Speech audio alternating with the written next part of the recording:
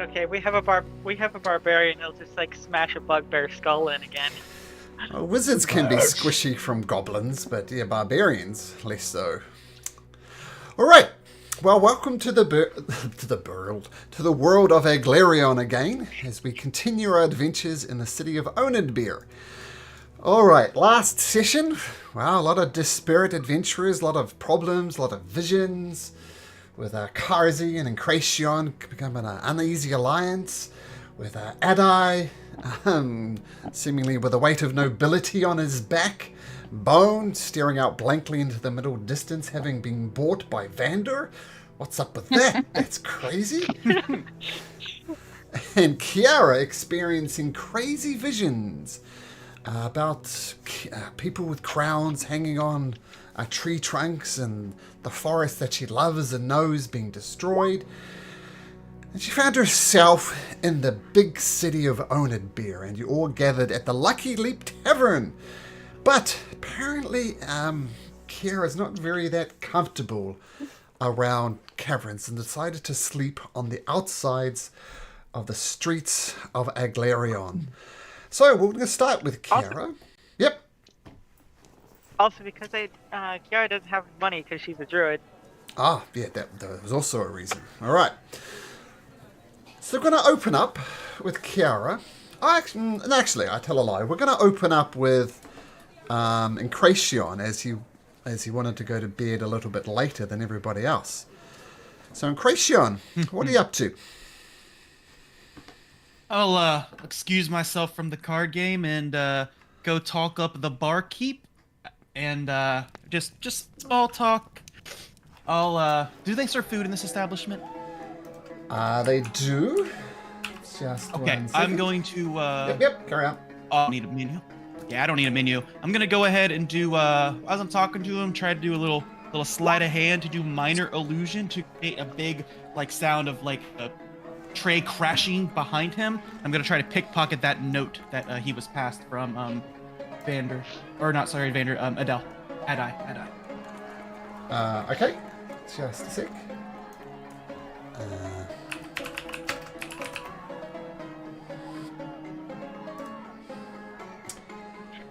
All right, so this is the Lucky Leap Tavern. You want to pick up, but you were already up, and this guy left. No, the note that I sent, it was already sent. No? I wait until everybody went up to go after. Yes, I thought you gave it to the barkeep, and it hasn't gone. No, I paid him to get someone to send it to other place. Oh, I misunderstood that. So it's not for him; it's for someone else. Gotcha. Then I'll just stay up playing cards, then go to bed once once the tavern's pretty empty. Okay, well the tavern gets less empty, but it's a very busy place. There's lots happening on here, and you scan around the tavern, and there's one good thing that the king has done is he made it okay for all races here.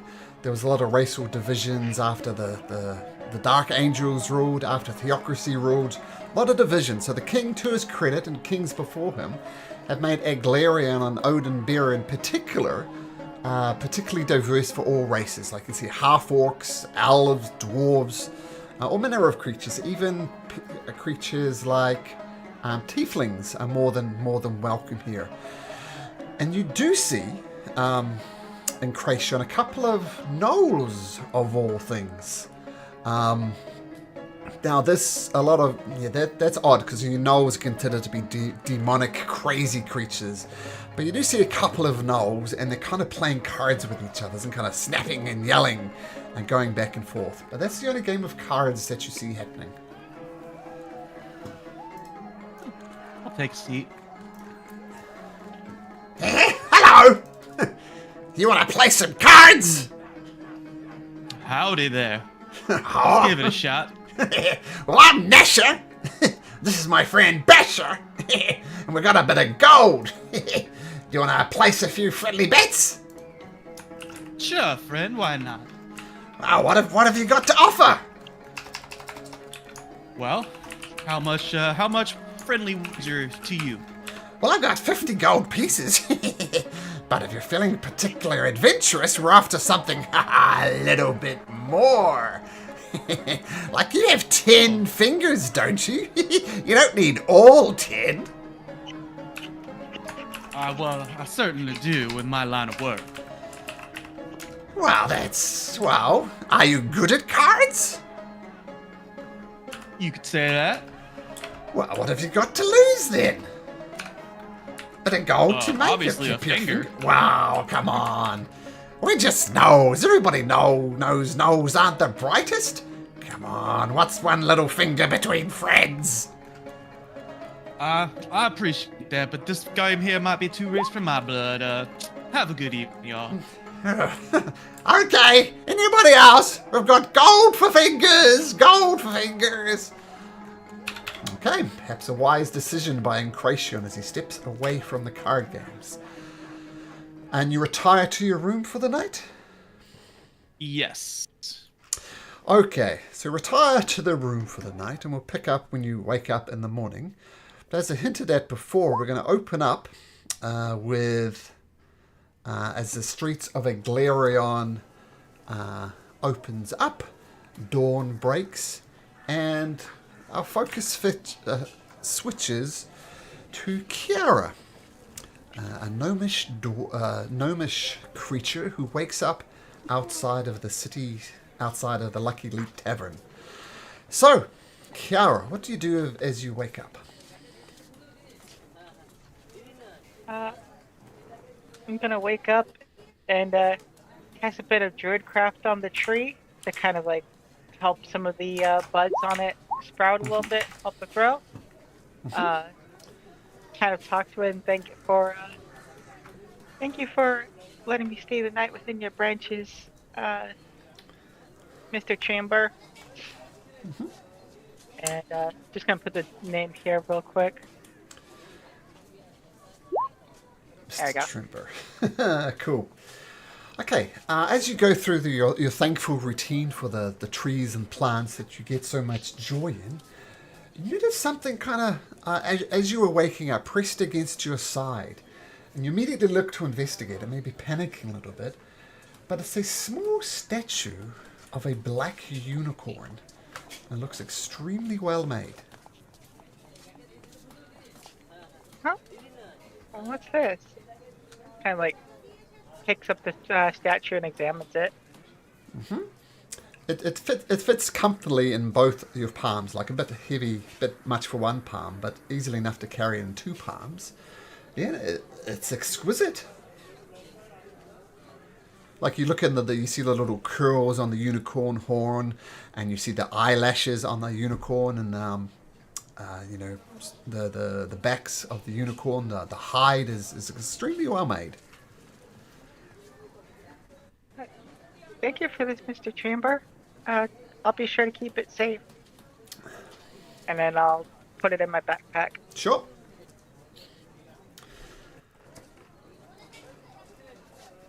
You do notice a bit of a commotion outside the front of the Lucky Leap Tavern when you saw all those strange people enter before. I kind of like slowly poke my head around the corner and try to see what's going on. There appears to be a dead body in the street. There's no, you don't see any blood or anything like that, but there's definitely a dead body. And you see a person approach you, and he says, excuse me, miss. Well, first of all, what's your name? Kiara, sir. Kiara Buckhart. And she kind of quickly spins around to face the man and bowing apologetically. Oh, no need for that, miss. Bows should be reserved for the king, queen, and princess. My name is Nathal Wester. I'm one of the Red Cloak lawgivers around here. And I can't help but notice you were snoozing under this tree. Now, I'm not saying these two things are connected, but there's a dead body outside of the Lucky Leap Tavern. Do you know anything about that, miss? No, sir. I was sleeping with Mr. Treember over there. And she'll point to the tree that is in the backyard. It's not a child on the street. It's a it's not another dead child. It's a male human. Mr. Trember? I'm not familiar with Mr. Oh, you mean the tree? Oh, my apologies. Okay, Kiara Barkite. Can you, Kiara Barkite, please make me a persuasion check, please? Oh, I'm gonna be great at these. Well, judging, well, you don't seem like particularly good with a sword. Would that be a fair assessment of your abilities, Kira Barkide? I'm sorry. What was the question? Are you good at swords? Do you wield the blade, wield the bow? You seem quite slight of build, but I wouldn't be doing my job if I didn't ask you. Oh, no, I don't like swords. They're really nasty pieces of metal.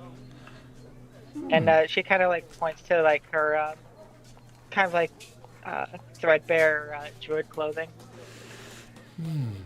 Do you dabble in the arcane or the divine magics? No, I know some nature magic. I can help things grow. All right. And now, I'm not saying you're a suspect, Miss Kiara Barkide, but I am going to need to keep my eye on you. So, where are you going to be staying? Probably back here again? I see. You mean the tree or the tavern? Probably the tree. Mr. Treember is very nice, and I helped care for him this morning. And I don't have any of those metal bits that the inn takes. Those like shiny metal baubles. So if I come here this evening, I can find you under this tree again, Miss Barkite? Maybe? See, I can't work with maybe, I'm afraid.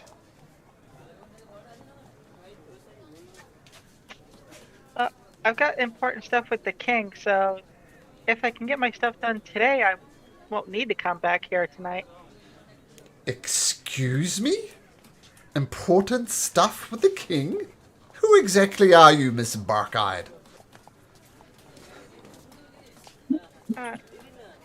A messenger from the Earth Mother. So you have a message for the king? Uh-huh. Well, just pass it to me and I'll be sure to pass it along to him. Can I make an insight check to see how trustworthy this guy is? Sure.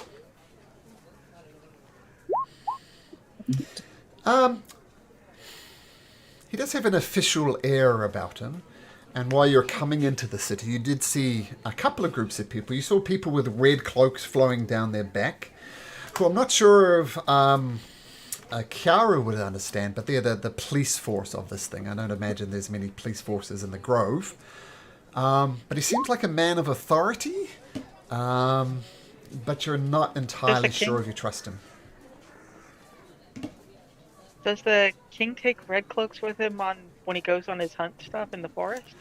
No. No, he doesn't. You'd only see them with the Royal Guard, which is more the army side of things, so you wouldn't have seen them in King's Forest. So you're not entirely sure if you trust this guy. Because you don't know authority, right? So yes, just pass the note on to me. I'll be sure to give it to the king. I don't know. I've never really met you before. Maybe if you had one of those soldier people that travel with him instead. Miss Barkide, initially I saw you and I thought, wow, there's someone who could perhaps be a witness to this crime. But the more and more I talk to you, the more and more suspicious I get. Wanting not just a red cloak, but a member of the Crown Guard as well. Miss Kiara Barkide, I have eyes everywhere. The red cloaks are going to be keeping a close eye on you.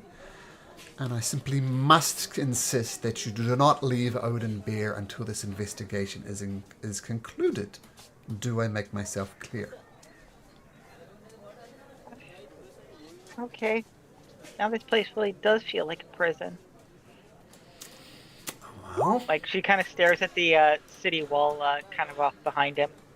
yeah, well, there's a wall to the left of you and a wall to the right of you. So you are literally walled in, and there's towers and fairly substantial walls all the way around you. And there are some nice gardens up here, the Gardens of the Sleepers, which is more like a graveyard, but not all graveyards are cold, depressing, undead-ridden places. Some of them are quite nice. All right. Also, it looks like there's quite a few gardens here in High District. Is Kiara saying that, or is the player saying that? Player's saying that as I'm looking at the map. Okay, yeah, I mean, it's a nice city as far as things go, and you are in one of the nicer areas, North District here. All right, Miss Sparkhide, so I think I've made myself clear that you are not to leave Onadbyr until you've personally talked to me, and I give you the all clear.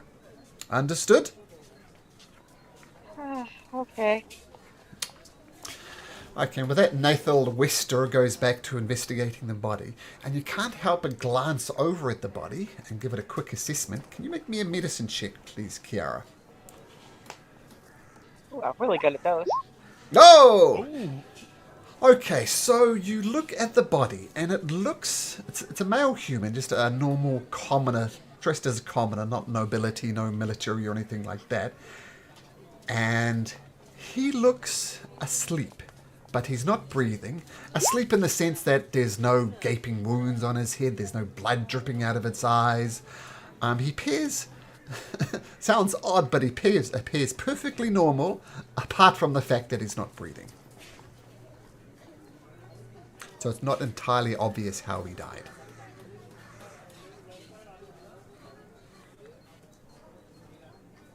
No sign of, visible magic on him? No, with a 25, no. I mean, no, you don't detect any. You don't think it was done by arcane. You don't think it was done by divine magic. You're certain it wasn't done by swords and arrows. Like he maybe just killed over it. You don't know. But there's no obvious sign of trauma or attacks or anything like that. He just looks dead. Wait a minute. I might be able to work on something. Okay. Is the red cloak still around? There's red cloaks all around. Nathan Wester looks like the captain, as it were, but there's several of them questioning other people. So, yeah. Getting lots of attention as dead bodies tend to do. Mr. Wester, did you mind if I help with that body? It doesn't look like he got killed by any kind of physical trauma. Miss Barkhide, what could you possibly do? You understand the more you talk, the more I suspect you're a suspect in this. What exactly are you proposing to do? Well, I'm really good at medicines and identifying plants. And I noticed that he didn't seem to be stabbed or anything. I was wondering if maybe a poison or something did it? Make a persuasion check.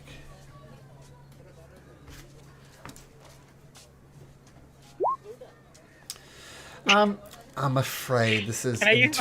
Can I use my inspiration? Sure. Get it done early. No use wasting an inspiration. Never use it. 14. Will this require any touching of the body, Miss Barkhide? 1 second as the player reads their character sheet.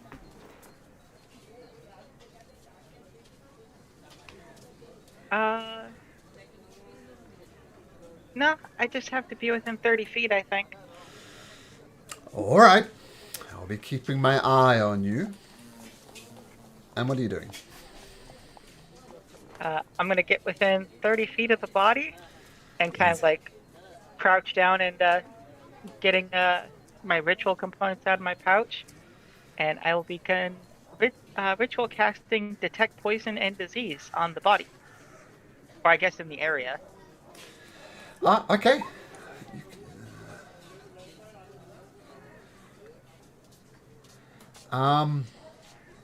Okay, so you get your ritualistic opponents, and for the next 10 minutes, as I imagine you take your yew leaf and, pass it up and down the body.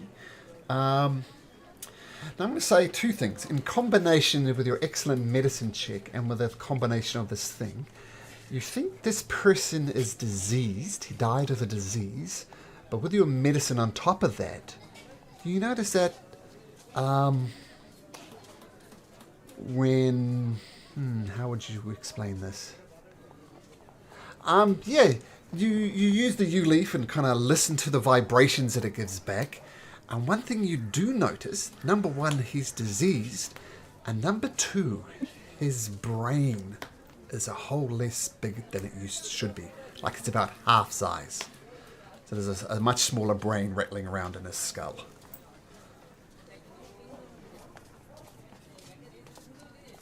Are we dealing with a mind flayer?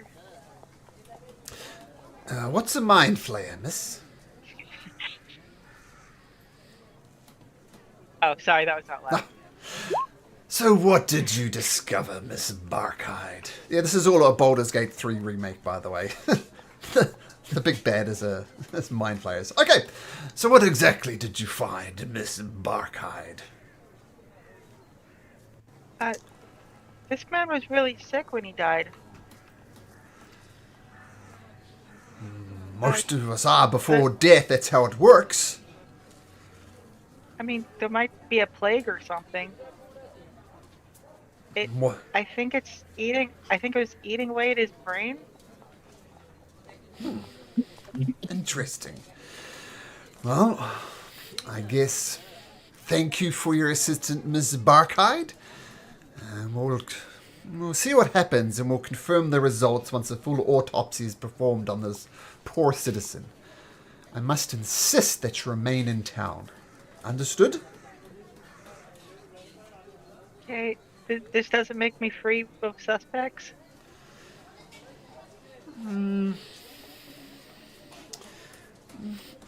I'll say less of a suspect at present, but please remain in the city. Okay. Okay.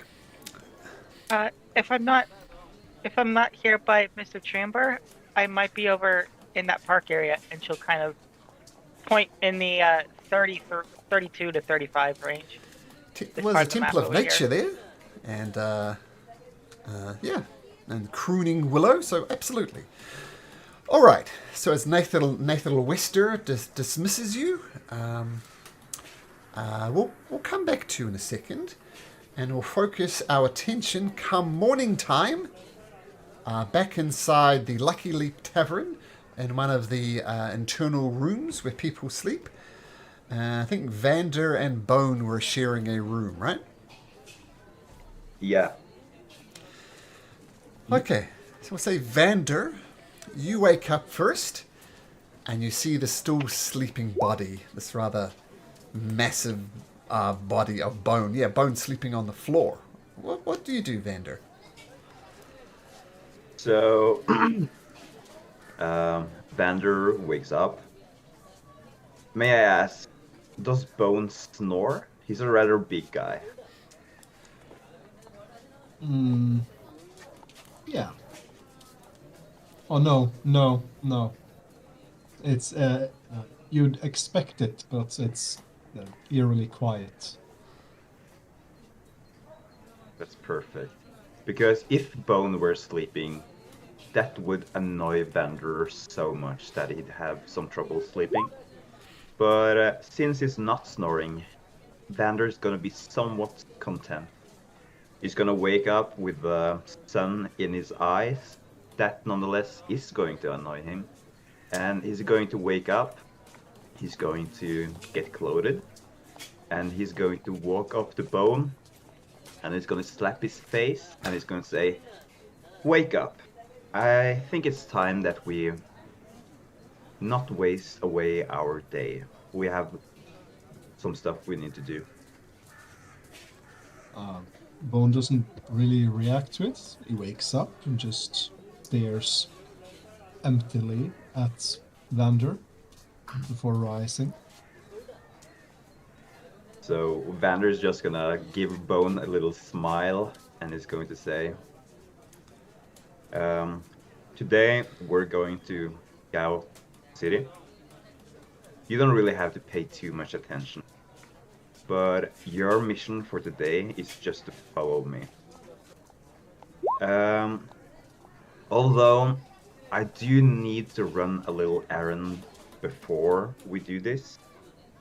So for the time being, I just want you to stay in this room. I want you to guard the door.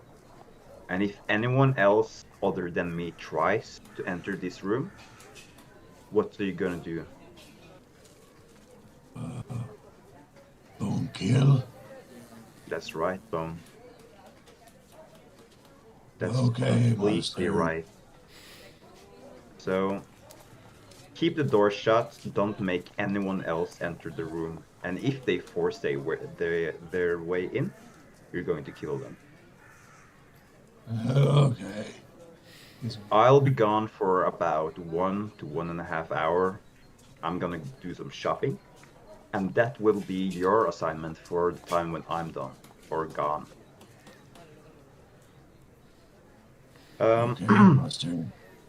So after Vander has said this to Bone, he's going to get his pouch of coins.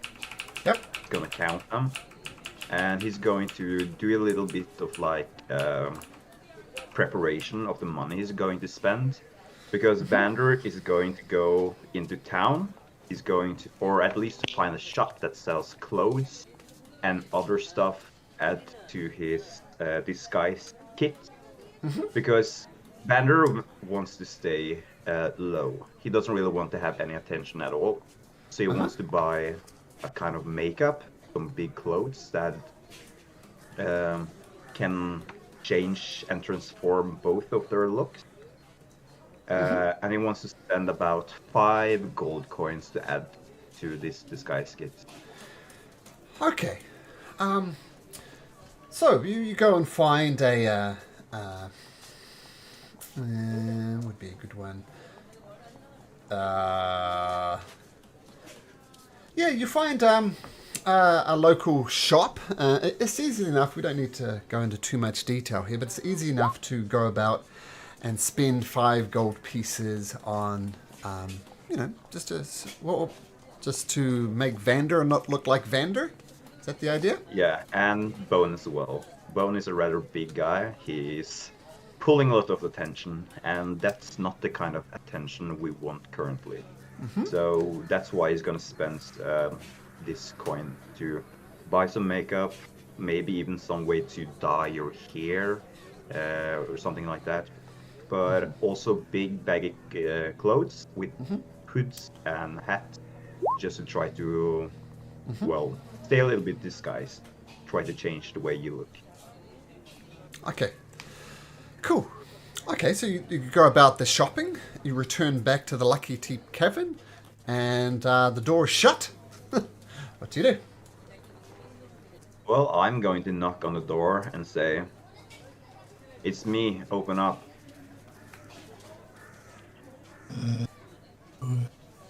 So open the door. Just creepily stick his head out. Look at Vander for a bit longer, just to realize that it's him. You're going to notice that as you take your time to look at me, that I'm gonna get progressively annoyed with you that you're taking so much time. Because I feel like with you being so slow that you're wasting time. So I'm going to say, like, hurry up, open the door.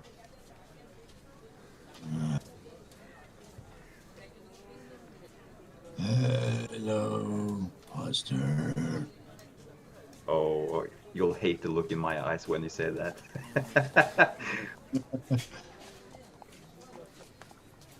I'm not even gonna answer to that. He's gonna just open the door and step a bit back. Just stare. What's it is? So Vander's gonna enter the room. He's gonna shut the door behind him. Then he's going to lay out all the clothes that he bought.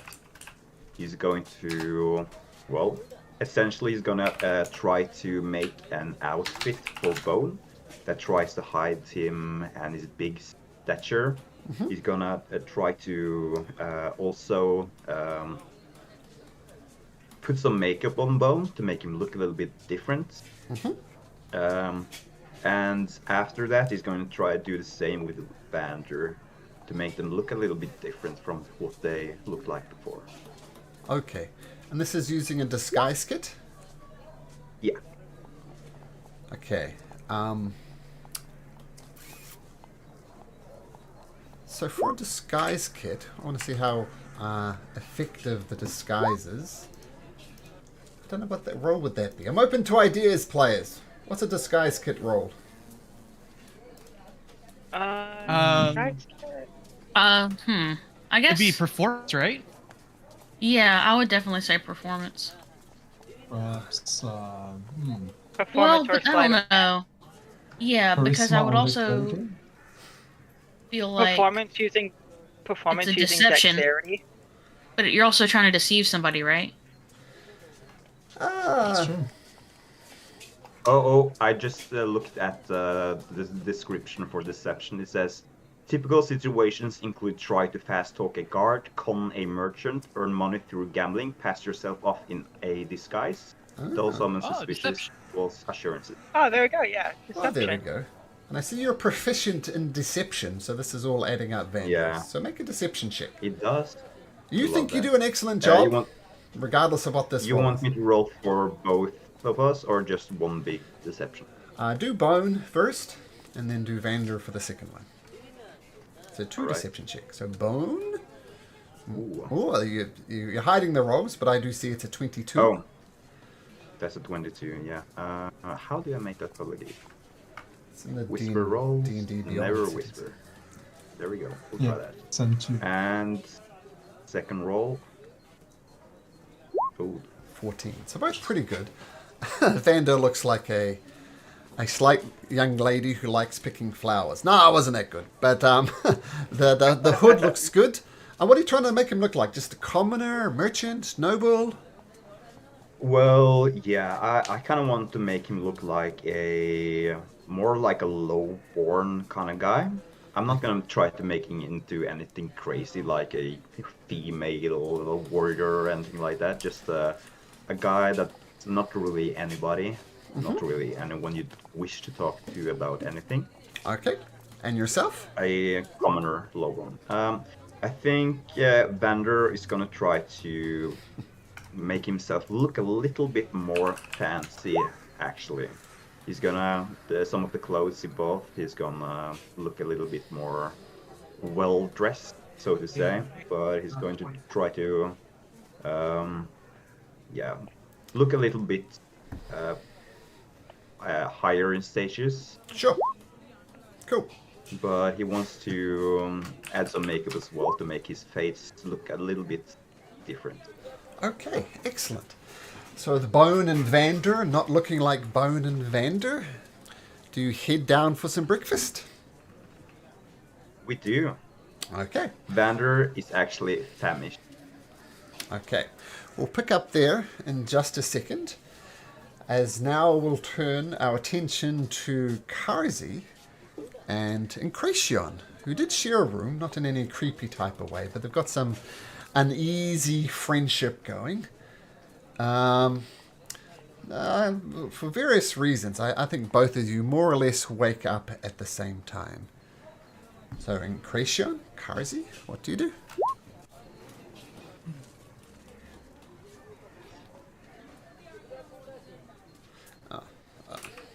Okay. Well, Creation will wake up and just check his card skills, get his hands and wrists loosened up, slide his hand, flicking cards around and making sure he's all dexterous for the morning, that his hands are all warmed up. Okay. And look at Kazri, even though and be like, listen, gonna have to learn tricks of the trade. I got time to teach you, so you're gonna have to watch and learn. All right, and then head downstairs for breakfast. Yeah, Kesri nods. Kesri is unfortunately, the player is not feeling very well, so she's had to duck out. So you're going to watch the stream back. So Kesri, get well soon. We'll no doubt miss you during this session and hope to see you in the next one. Okay, so Incration, you are bound down the stairs with Kesri, who's looking around nervously, I imagine. And... you grab a table, order some breakfast, and finally, Adai. Used to sleeping somewhere else, perhaps, but you too wake up in the Lucky Leap Tavern. What do you do, if anything? I arrange my things and go for a breakfast buffet. I'm going to keep an eye for the two guys that I'm looking after, so Bone and his curious and strange owner. Mm-hmm. Well, it takes a little bit, but you spot Vander first. He's put on some type of disguise, as has Bone. But you keep an eye on them, and they're recognizable enough if you know what you're looking for. Probably walking on the street, you might lose them. But now that you've seen them come down from the Lucky Leap Tavern, you can keep an absolute eye on them. Okay. I have the sensation that Bone is going to be the easier to pick because he seems like a tall guy. So you're going to try to pick some, like not only about his height, but like movement and other features that might be useful at some point for noticing where he is. Okay. With the kind of behind-the-scenes training that Nathel Wester has been giving you, you take notes. Got one of those detective notebooks, and you take a few notes about Bone in particular, but I imagine also jotting down some notes about Vander as well. Yeah. Okay, cool. As you're all getting your breakfast, Kazrin and Kracion in one place, Bone and Vander in another place, with Adai keeping an eye on Bone and Vander, and Kiara hanging around just outside of the town.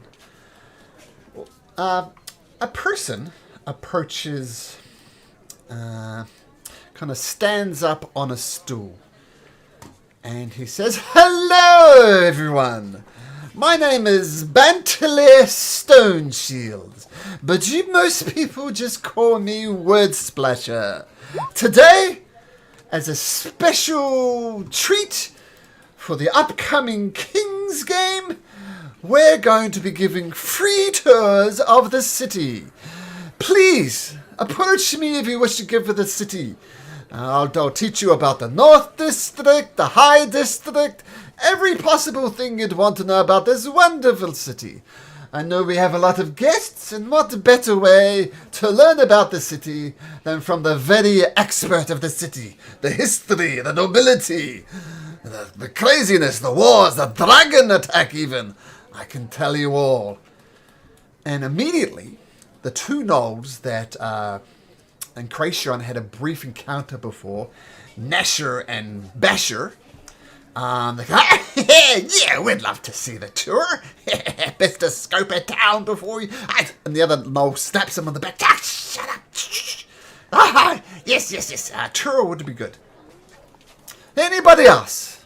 Free tours for today only. I'll whisper to Kazri and be like, "Listen, best way to hide you is in a large crowd like this. And remember, if anybody calls on you, your name is Cher." And then I'll drag her over to it. "We'll take your tour." I can imagine Kazri puts up her hood over covering most of her face. Two! That's total of 4. I can take much more on this tour. Anybody else? Step up! Remember, it is a free tour for the days only in honor of the upcoming King's Games. Anybody else? Vander enjoys the word free. but he feels like the crowd is not that big enough yet.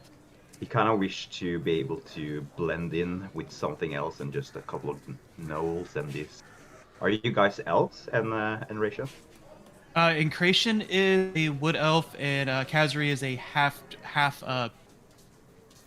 Drow elf. dark elf, whatever the dark drow. Drow, Yeah, half drow. yeah. So Yeah. so with her up, you would see elves. Yes. Yeah, okay. Yeah, so Vanner's gonna be a little bit skeptical of trying to blend in with 2 gnolls and 2 elves. So he's gonna be a little bit hesitant, but he's very eager to join because, well, it's free. Yep. And to be fair, as I said before, the city is surprisingly diverse. With the decree of King Waldron Azanir, sorry, everybody's welcome here. It's because in the history there was a horrible theocracy where people were excluded and split up. So almost as a reaction to the history, this place is very open. So it's not that unusual to see half elves and even gnolls.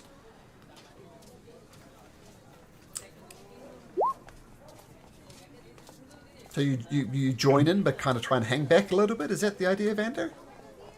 Yeah, I think we're gonna do that. We're just gonna try to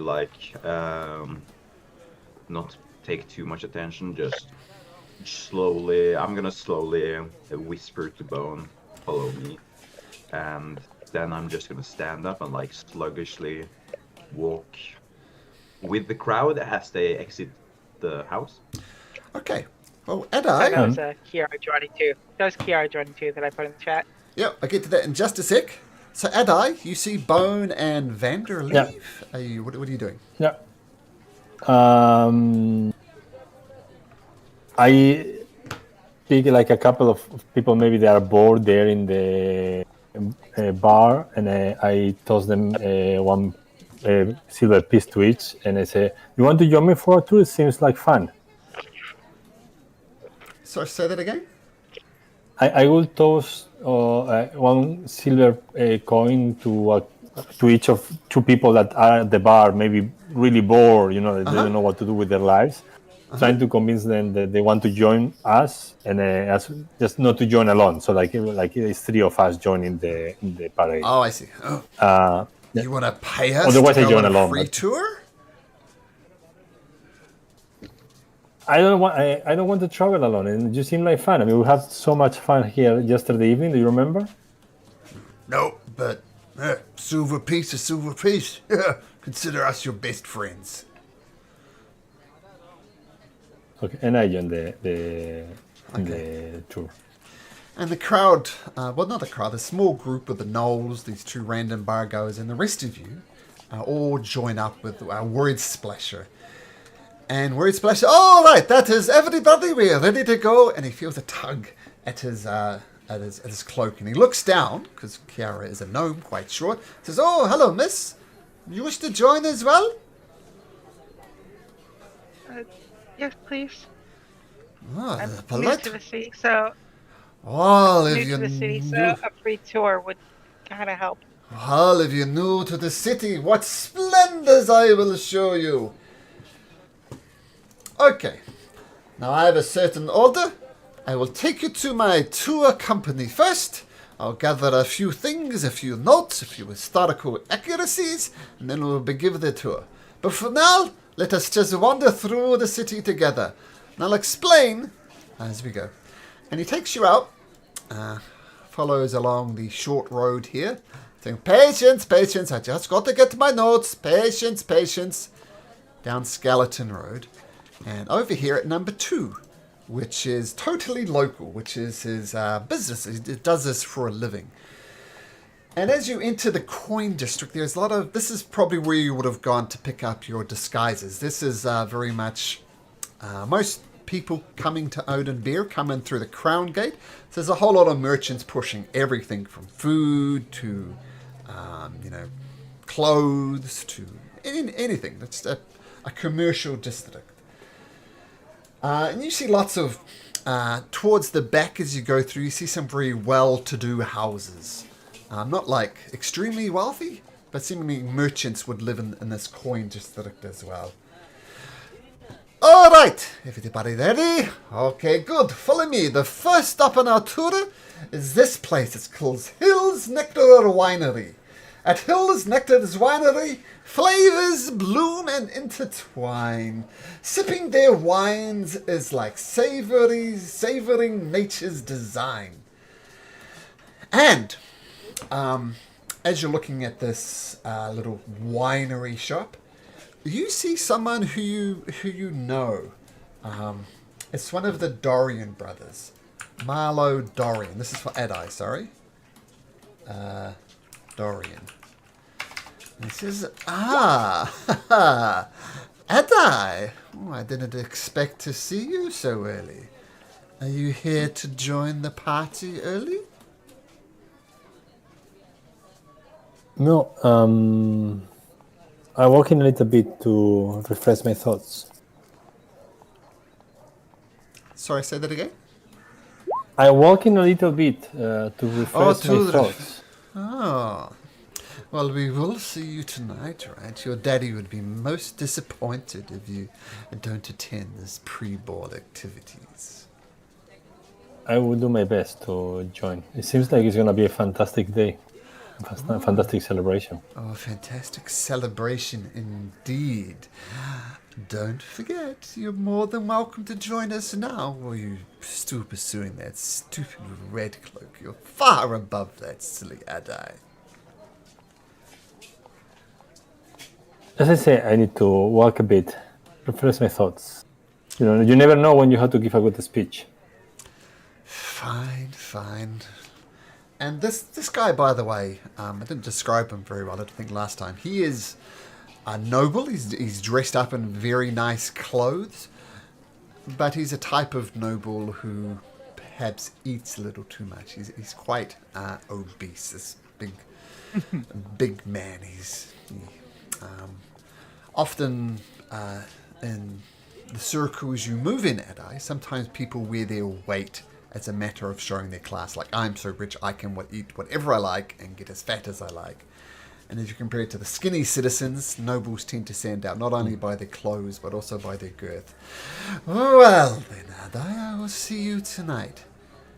And he swings open the door of the Hills Wine Nectary, completely removes all his clothes, throws them in the side, expecting someone to pick them up, and then goes down deep into the cellar under the Hills Wine Nectary, not bothering to close the doors behind him. We all see this, or just Adai? No, well, he was calling him out. You see it, yeah. This guy disrobes. You see the folds of blubber as he goes down deeper into the basement beneath the Hills Nectar Winery. I didn't think I'd be seeing ass crack this early. What kind of town is this? I'm going to chuckle at Enchrysion's comment. I shake my head and continue walking with the two. Well, I'm sorry you had to see such a thing.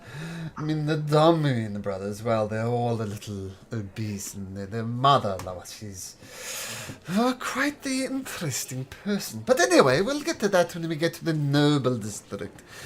I'm sorry, your name was... wait a minute. Yes? 1 second, sir. I'm sorry to interrupt you.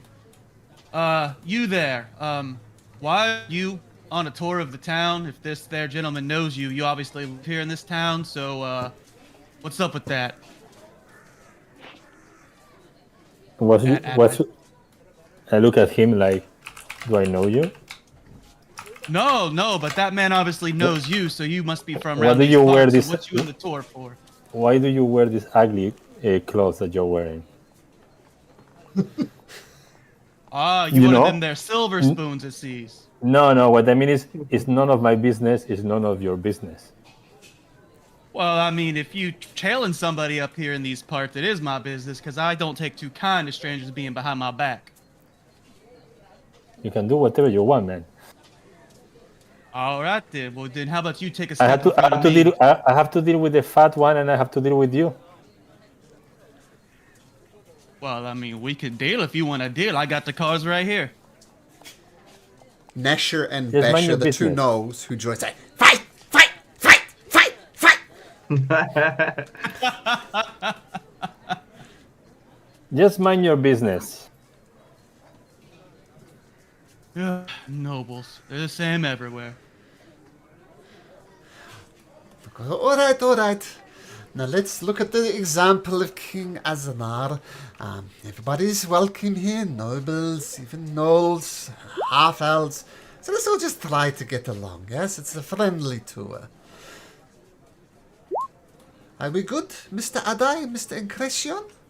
Shall we carry on the tour? Oh, no, No, we I'm are. fine. Apologize. Apparently, Incretion is interested on knowing what everybody here is thinking or doing, or can,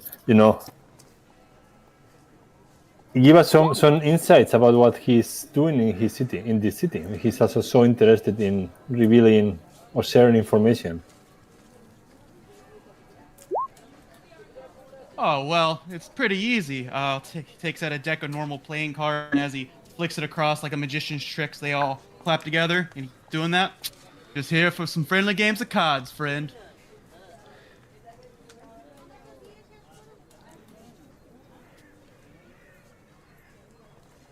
I look at you. I actually don't care.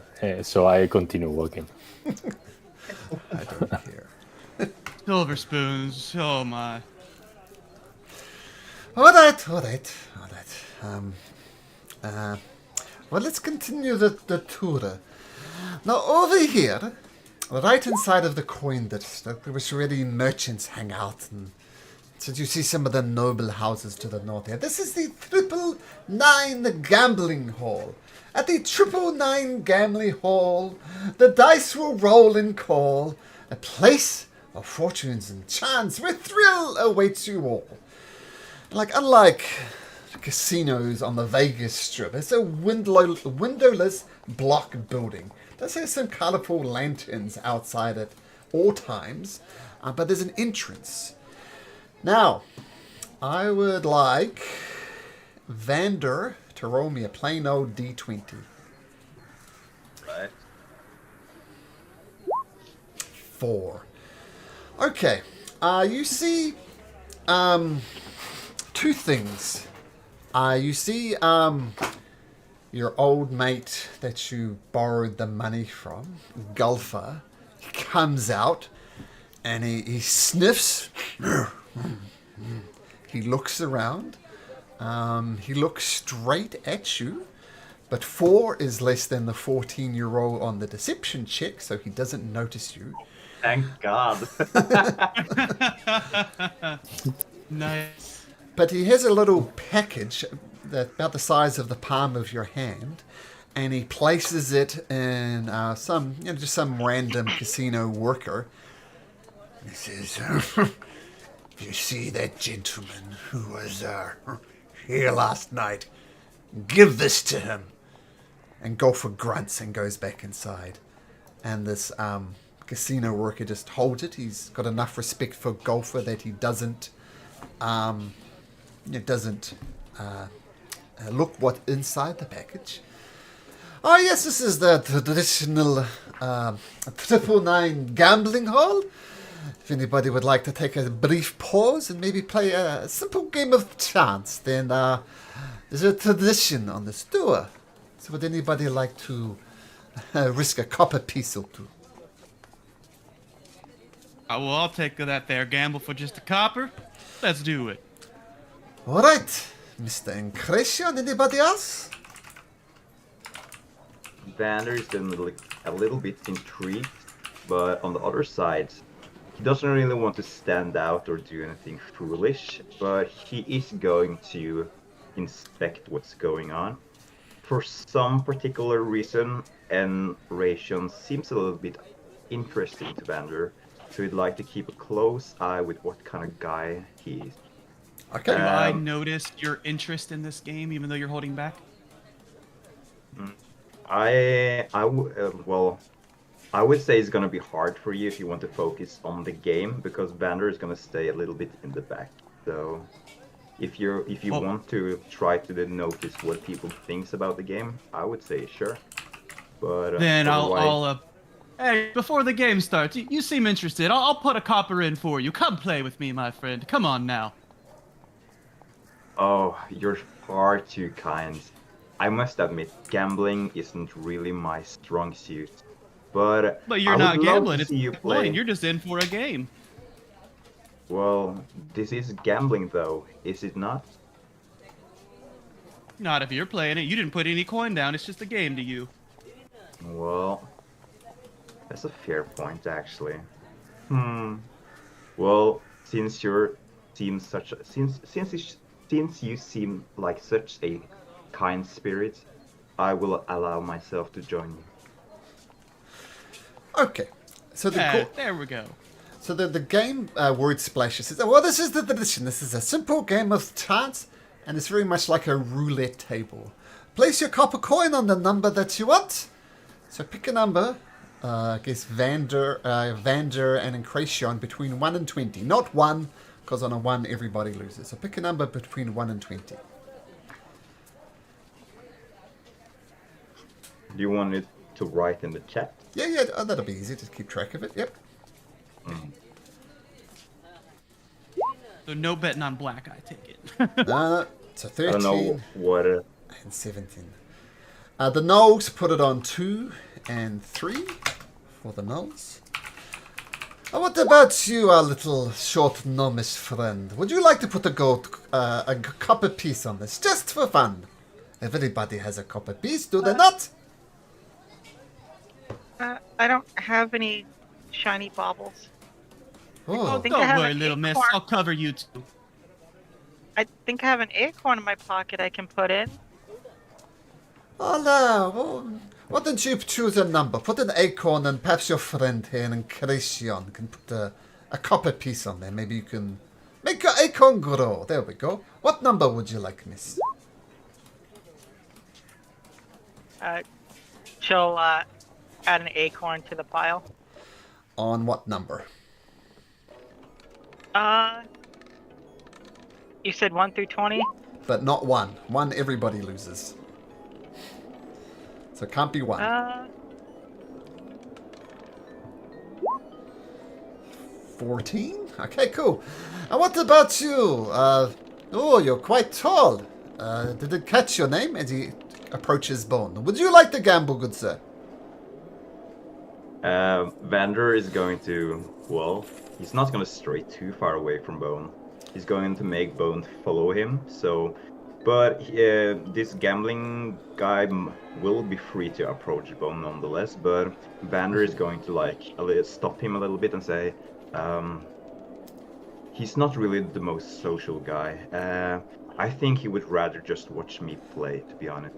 Oh, of course. No problem. Thank you for your understanding.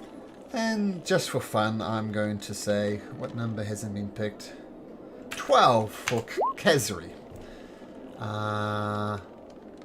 What about you, Mr. Adai? You're done. Why not? 1 copper piece, yeah, for sure.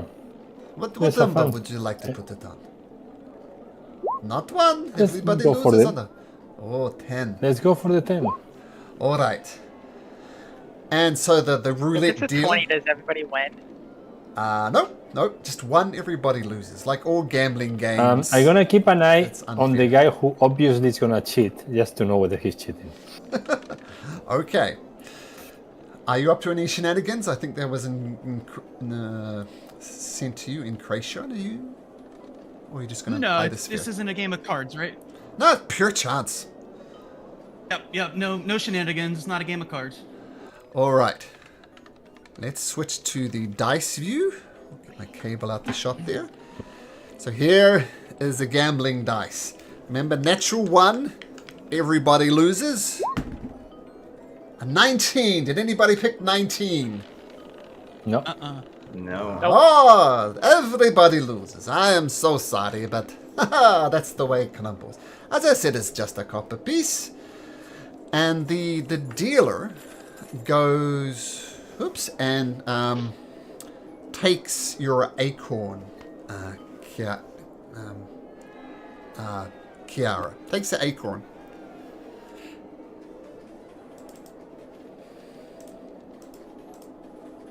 Oh.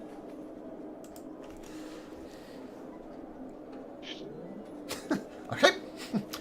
Alright, that was the 999 guarding hall. I suggest you come back here if you wish to. By the way, you might have seen the gentleman come out, Mr. Golfer. If you're in need of a little bit of coin and you're a little bit short, he will happily lend you out to at very reasonable interest rates. Okay, let's carry on the tour. And Can I do an insight check on that, just to see if he actually means the rates are favorable or not? sure. Good point. I'll join you in that. Good point. Oh, I don't know. Hard to get I it. don't know. And Krayshawn, yeah, you're not sure. I mean, you've heard of money lenders. You've probably met a few that, charge outrageous interest rates. You're not sure. You're not sure. You haven't got the feel for the city, whether it's that type of city or not, or that type of establishment. Okay, then moving on. Yep. Before we go, Vander is going to lean against Enration, and he's gonna whisper, that guy's a liar. If you want or need money, I suggest you do not lend money from this. That's a very bad idea. Unless you, of course, like the attention and enjoy being hunted. I'll lean back and whisper back to him. Sorry, friend, it was just for some information. I got away with my hands, if you know what I mean. Vander's gonna nod and give you a little bit of a approval of nodding. Okay.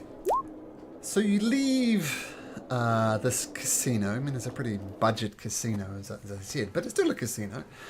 And you go outside, back onto the streets of Onadbyr, and there is still that casino worker waiting outside with a small package.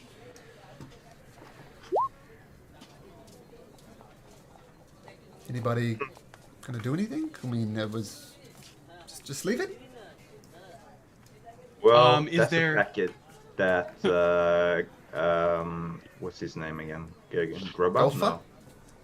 Golfa was giving out. Did I feel like it was meant towards me because he said the gentleman of last night? Make an insight. We'll see if you picked up subtle clues. Oh, I don't really have the best insight, but I'll say no. Just seem random. So the packet is on the street. The package is held by a casino worker in the palm of his hand. A golfer said, "Look out for the gentleman from last night and give it to him." Are we walking by as a group? Yeah. With a word splasher gonna out try to- front, just babbling. You gonna try Try and to jack it. Okay. Yeah. Can I?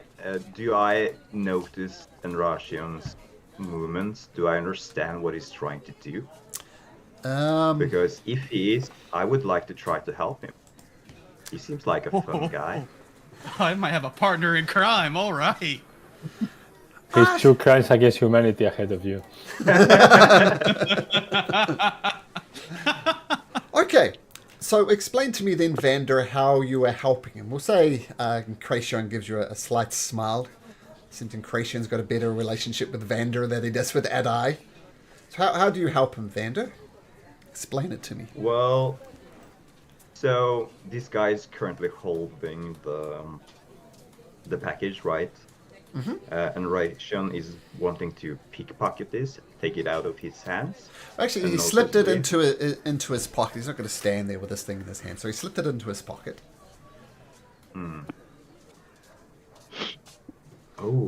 How? So we're walking past him as a group. Yep. Yeah, with these. I'm with the- going for. Sorry, Karen. I'm going to go for something simple. I'm going to cast minor illusion, and I'm going to make a sound straight above his head, as like a hawk or an eagle that seems very, very close, flying above his head. Okay. So, caw, caw! That's a terrible eagle. It's more like a crow, but anyway, an eagle sound. and this casino worker instantly looks up. Over to you. And am I saying it right? Incration? I'm not sure. Yeah. Incration, like creation you said before, right? Incration. Okay, cool. Yeah. So Incration, what do you do? I'll just slip my hand down the old two-finger scissor style, like the pickpocket back in the day, and pluck it out and get right back in the group. Okay. It's wrapped up in like tissue paper. Let me know when you want to look at it. But you have it into position, and the casino worker is none the wiser. I'll noticing Vander doing that. I'll try to give him a nod. I not paying attention to incursion, so that's not my goal. But do I see Vander doing something suspicious? Just simply to take some notes of what's Sure. his Well, let's see. behavior. Vander, make a sleight of hand check as you cast this spell to see how subtly you can do it. It is somatic. Oh, that's horrible with my rolls, but Make a perception check. Adai to see. Perception or investigation? Perception, because you're just looking, trying to spot something. So perception. Okay.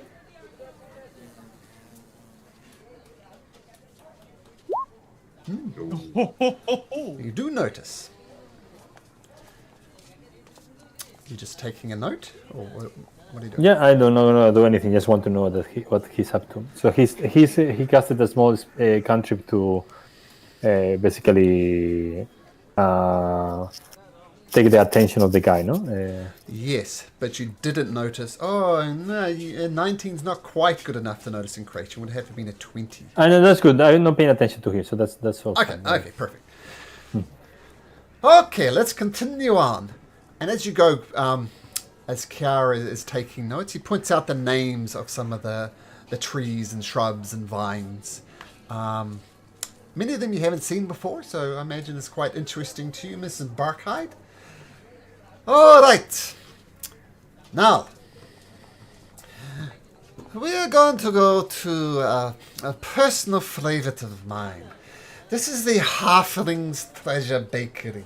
At the Halfling's Treasure Bakery, it is plain to see golden pastries and pies are their sweet specialty. Now, please come inside. These are lovely people. This is Tam and Gaio.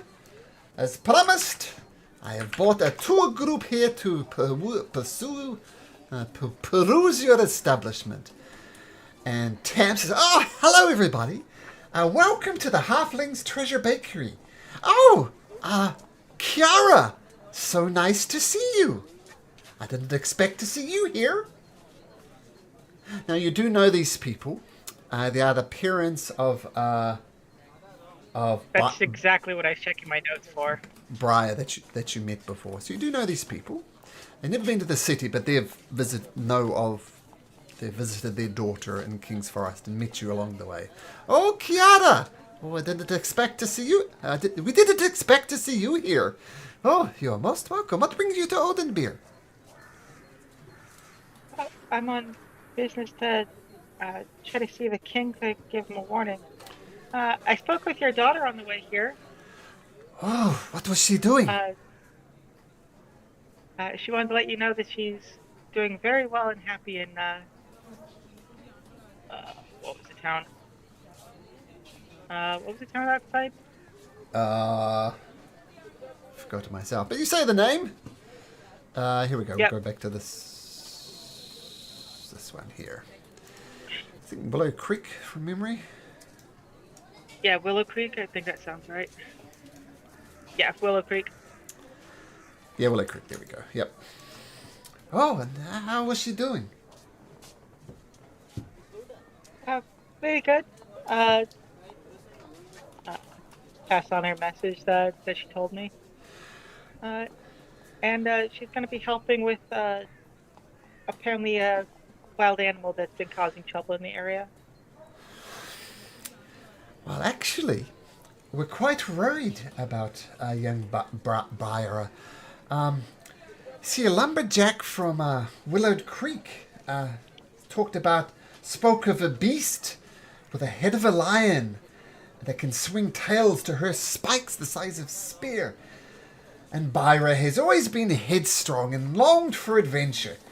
And we argued, and we argued, and we argued with her. And eventually she stormed off to Willow Creek. I am quite worried about her. I mean, she's hunted some other things. Yes? Yeah, we heard about that in the areas I was passing through, and she said that she was going to take care of it. Well, she is such a headstrong young lass. I'm quite worried about her, actually. Like, she's talked about trapping bears and tagging them and letting them go. But this is a beast with a lion head and spikes the size of spears. I'm actually quite worried about her. Would you mind going up and check on her in the next day or two? I would ever so much appreciate it. Oh, of course. I'll try to go through on my way back home. Oh, okay. And as the rest of you go approach, you might have overheard, I'm worried about my daughter. If you can bring news to me that she's safe, I have 5 gold pieces. Is anybody interested in maybe checking her out tomorrow? Helping her out? I mean, coin is coin. Yeah, like I said, I can head back there as well. Oh, okay. Wait, is she offering money to do something? Yeah, 5 Or gold asking for pieces to money? find her daughter. No, she's offering 5. If you find her daughter, confirm her safety or otherwise, 5 gold pieces. I'll look at Vander, kind of like give him a nod. I think that would be possible to do. Don't you agree, Enration? I agree. I think we can find a way to split that evenly, per se. Give a little wink to Vander. It's gonna smile back at you as he nods. Oh, thank you ever so much. You're lovely folks. Anyway, who would like to try some candies? I have loopies, rinkles, and squirmies. Just a couple of copper pieces for one. So who wants a loopy? And she gets out this little piece of candy that's almost looks like a lifesaver, like in a lifesaver type shape. Who would like a loopy? Only 2 copper pieces. Excuse me, ma'am. Oh, ma'am, don't call me ma'am. My name is Tam. Call me Tam. Tam, of course, Tam. Well, might I be so rude to ask for a free sample? Because after all, we're going to look for your daughter, and your candy looks very good. But I would love to have a free sample first for me and my friends, if possible. Make a persuasion check. Can I assist him with that? Sure, how are you assisting him? Yeah. I mean, what he said, right? We'd be nice to sample your wares, and once we get your daughter, we'll be energized. You don't want to wear us out before we're able to help, right? Okay, let's see the persuasion check with advantage. Perfect. Oh no, that's that bug in D20. Oh, yeah, it should be 21. Both of them 21. rolled a 16. 37, man. You get the 37 at level 1. Give Let's me go! all the candy. get all the candy. All right, but you do promise to find my daughter, do you not? Of course, we will do everything in our power to try to find your daughter. All right. I'll Sure, take this we'll as a written contract. If you sample one of my candies, I'll take it to you in an agreement to find my daughter. All right. I approach these two and I tell the woman, don't worry, these are men who can keep their word. I will make sure that this is working. We will definitely help. Oh, thank you. You are the leader of this group? I know. That's so spoon. I know it, actually. Oh, okay. Man the man inquis. Anyway, try one of these loopies, and she hands you a loopy. I pay her the copper. Oh, no need. We have this one on the house. Oh, thank you. You try the loopy? Why not? Pop the loopy in your mouth. As I said, it shapes like a lifesaver, and you kind of give it a taste, and it kind of cycles through flavors. At one stage, it's like strawberry, then it's like blackberry, then it's like pumpkin, then it likes potatoes, as it loops and loops around the flavors. What do you think? It's quite intriguing. And who would like a wrinkly?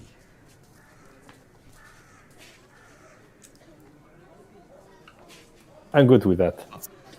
One and done, I always.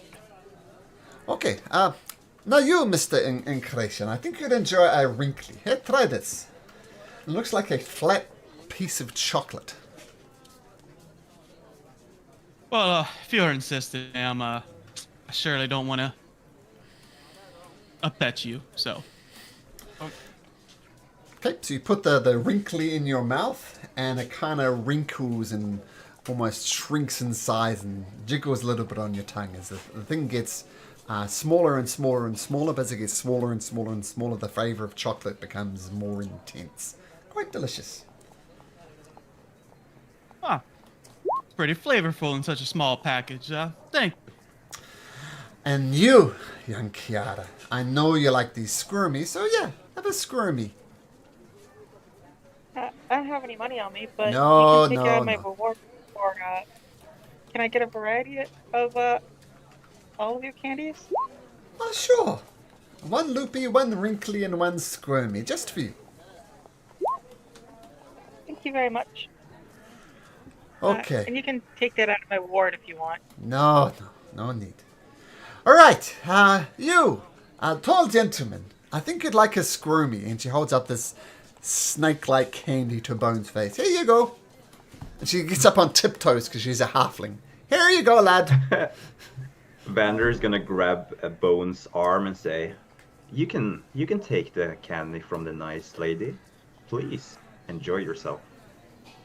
He's gonna reach out a hand very slowly, pick it with his two big fingers, and just look at it. Just put it in his mouth, chew it. There's no reaction on his face. He's just chewing it while As staring you at chew this, it, it starts out wriggling in your mouth like a snake would do. And as you bite it with your chompers, making smaller pieces, each smaller piece squirms like a snake in your mouth. Not sure if that'll be the reaction from Bone or not, actually. Always gonna keep chewing. What was the first candy called? Oh, let's copy them in now. Loopies, wrinklies, and squirmies. Not sure that's how you spell squirmies, but there we go. Squirmies. Alright, who hasn't tried one? Who hasn't tried one? Vander. Yes. Vander you. hasn't tried one. What would you like, good sir? You've chosen, given your friend, would you like a loopy, a squirmy, or a wrinkly? Oh, I didn't put wrinklies there, sorry. Well, Vander's gonna say, "I do like the word squirming. It reminds me of, well, squirming." Yeah, I May I don't take know. one of those? I don't know what that reminds you of, lads. But, yeah, it's fine. Here you go.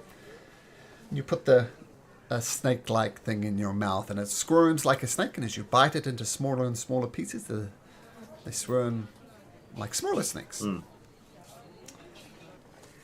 Amazing. Thank you so much. No.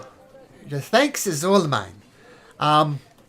If you bring news of my daughter being safe, well, I'll give you more candy than this. Buy a lot of candy with gold. All right. Enough of this candy. Watch your teeth, says Word Splasher. Who is ready to carry on the journey? All right.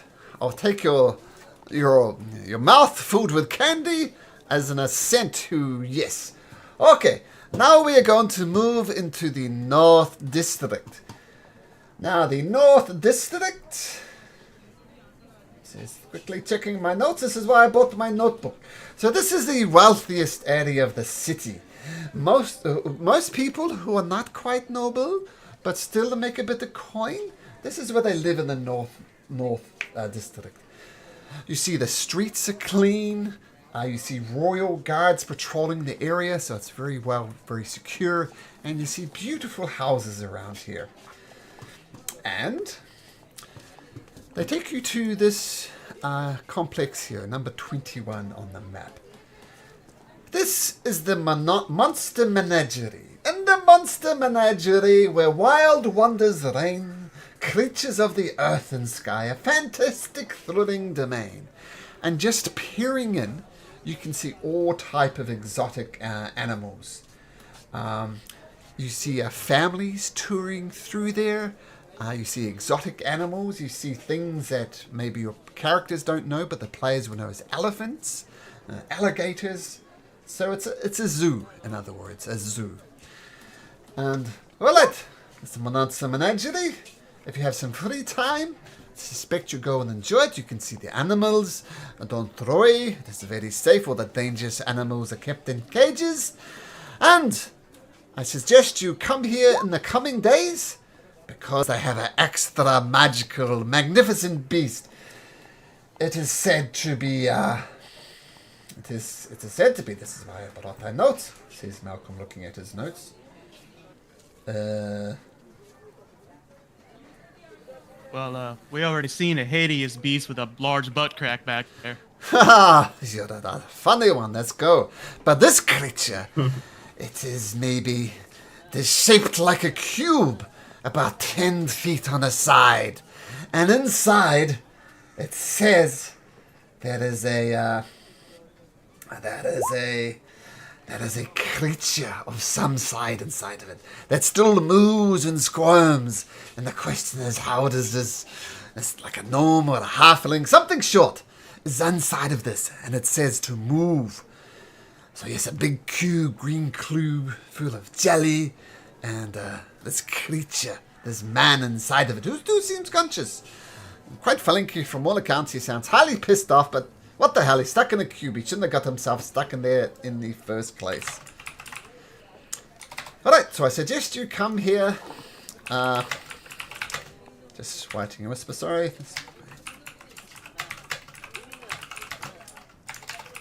So, come visit the Monster Menagerie, see the man trapped in a cube, and, yes. Any questions? Anybody want a quick tour? What would you like to do? A quick tour of the Monster Menagerie, the zoo. Bone is going to just look at the animals and perhaps unknowingly or subconsciously wander around a bit. Vander is intrigued and he's going to follow. Oh, if you want to tour And- I'd like to take a tour of the zoo. Say again, sorry? I'd like to take a tour of the zoo. Alright. A tour of the zoo it is. Alright, come this way. It is once again not free to get in. 5 copper pieces for entry. I pay, and I'm gonna, since I see Bone walking in front alone, I'm gonna walk with him. Hey, pal, He's not alone. do you like animals? I try to trip him. Trip who? Adi. Okay, make a, just say dexterity versus dexterity. Dex roll, Dave. Just straight dex roll. Okay. No athletics? Okay.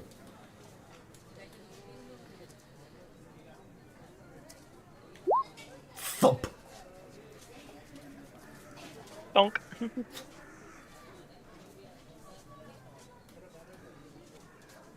Did you react, Adi?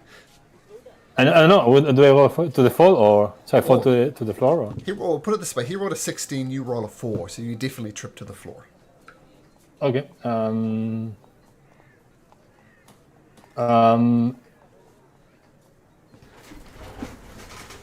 I stand up and then look at you. Are you having fun? It's mildly enjoyable here, but apparently you silver spoons don't know how to walk, and this one can't climb a tree, so you nobles, I'd say. I move forward and I go to talk with Bone at the moment. Okay. Vander is gonna place himself between you and Bone. As Bone is inspecting the animals, he's going to eye you up straight into the eyes as you try to approach him. Okay, as you all enter it, paying your 5 gold pieces, you notice a little gnome standing outside, shuffling through 5 copper. acorns. Yeah.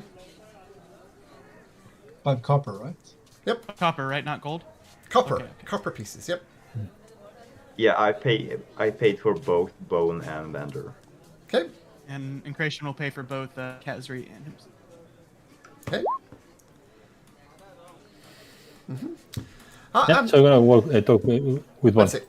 I'm sorry, miss. We don't accept acorns for entry. If you want to come into the zoo, that'll be 5 copper pieces. Here, I'll pay for the last. Don't be nice to the little girl. I'll give 5 copper for. Be nice. This money goes to supporting the animals. Be nice to the animals and pay your fish. Okay, 5 copper pieces, fine. Okay, so you enter. If it's okay, I can help out at the zoo and pay for my entry fee that way.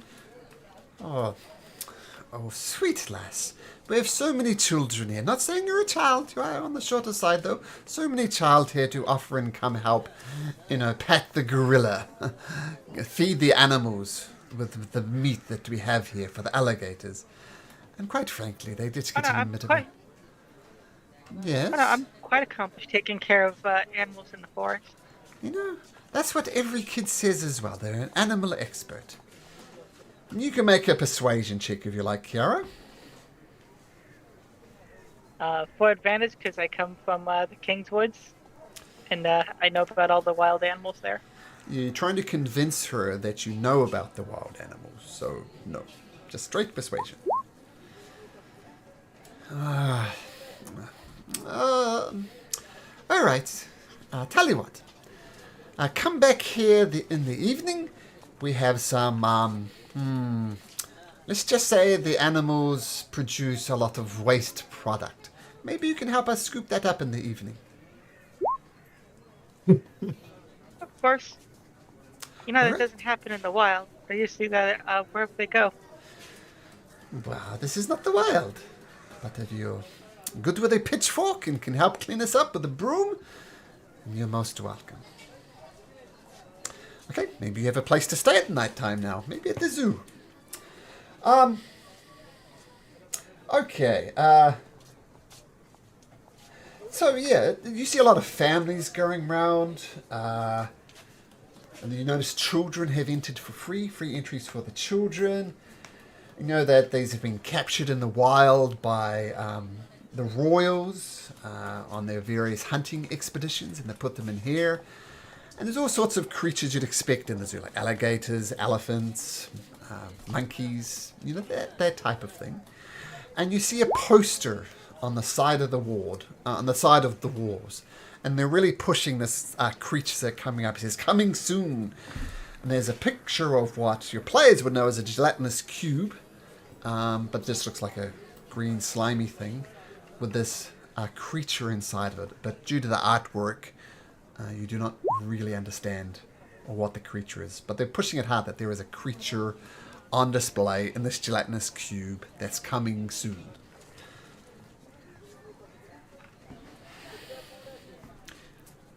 Bone is going to be distracted by this poster and just stare at this cube-sized object. Groaning.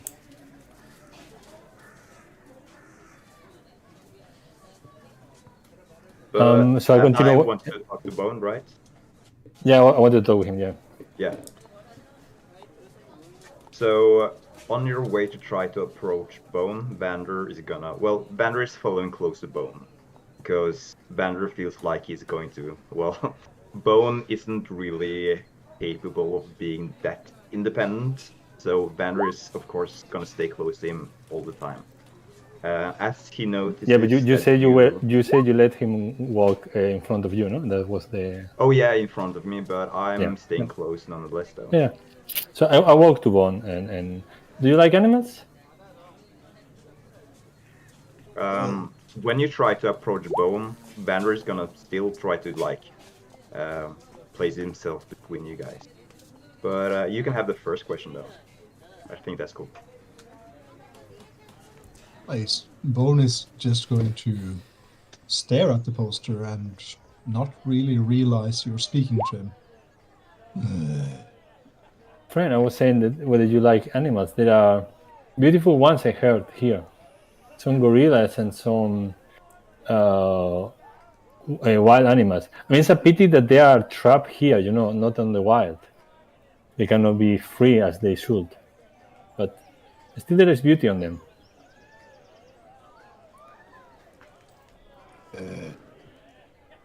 Gonna slowly turn his head and just look vacantly at you. I like this.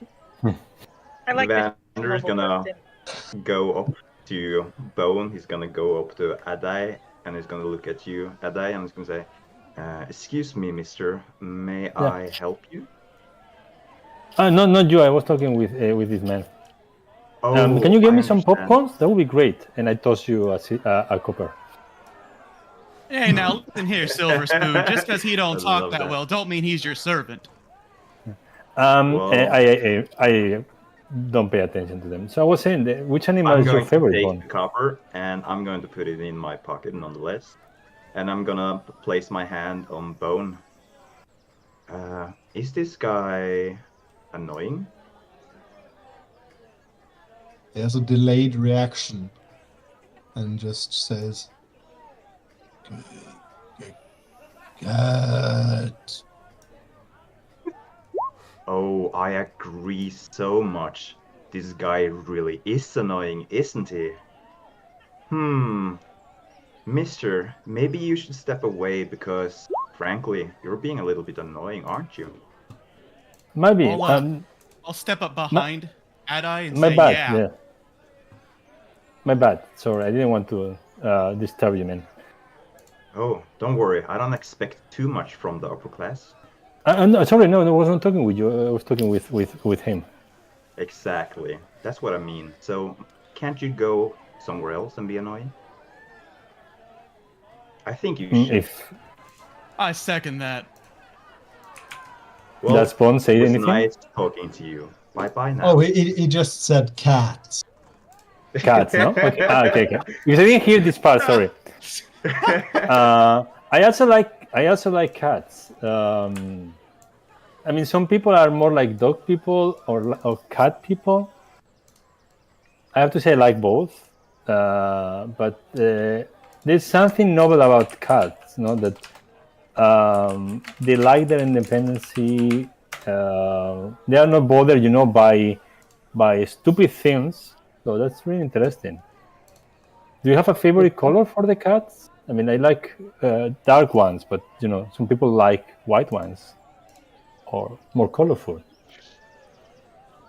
So, as you're asking this, Vander is gonna grab Bone's hand and he's going to say, I think it's time to follow me.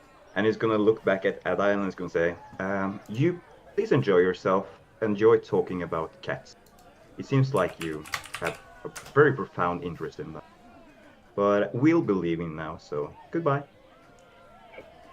Does Bone say anything about cats? As he's being dragged away, he just rumbles a bit lowly. Cat. Cats. Okay, I just let them walk. Okay. And as Vander is gonna also say to Bone, please watch yourself around strangers. I don't want you to talk with anyone that means you any harm, and I don't really trust this guy, and you shouldn't either. Is that understood? Bone girl. No, but maybe later. Okay, master. I'm gonna walk up, and just whisper as I walk by Vander. Don't worry, friend. I got your back with these silver spoons. This dog is really sniffing up the wrong tree.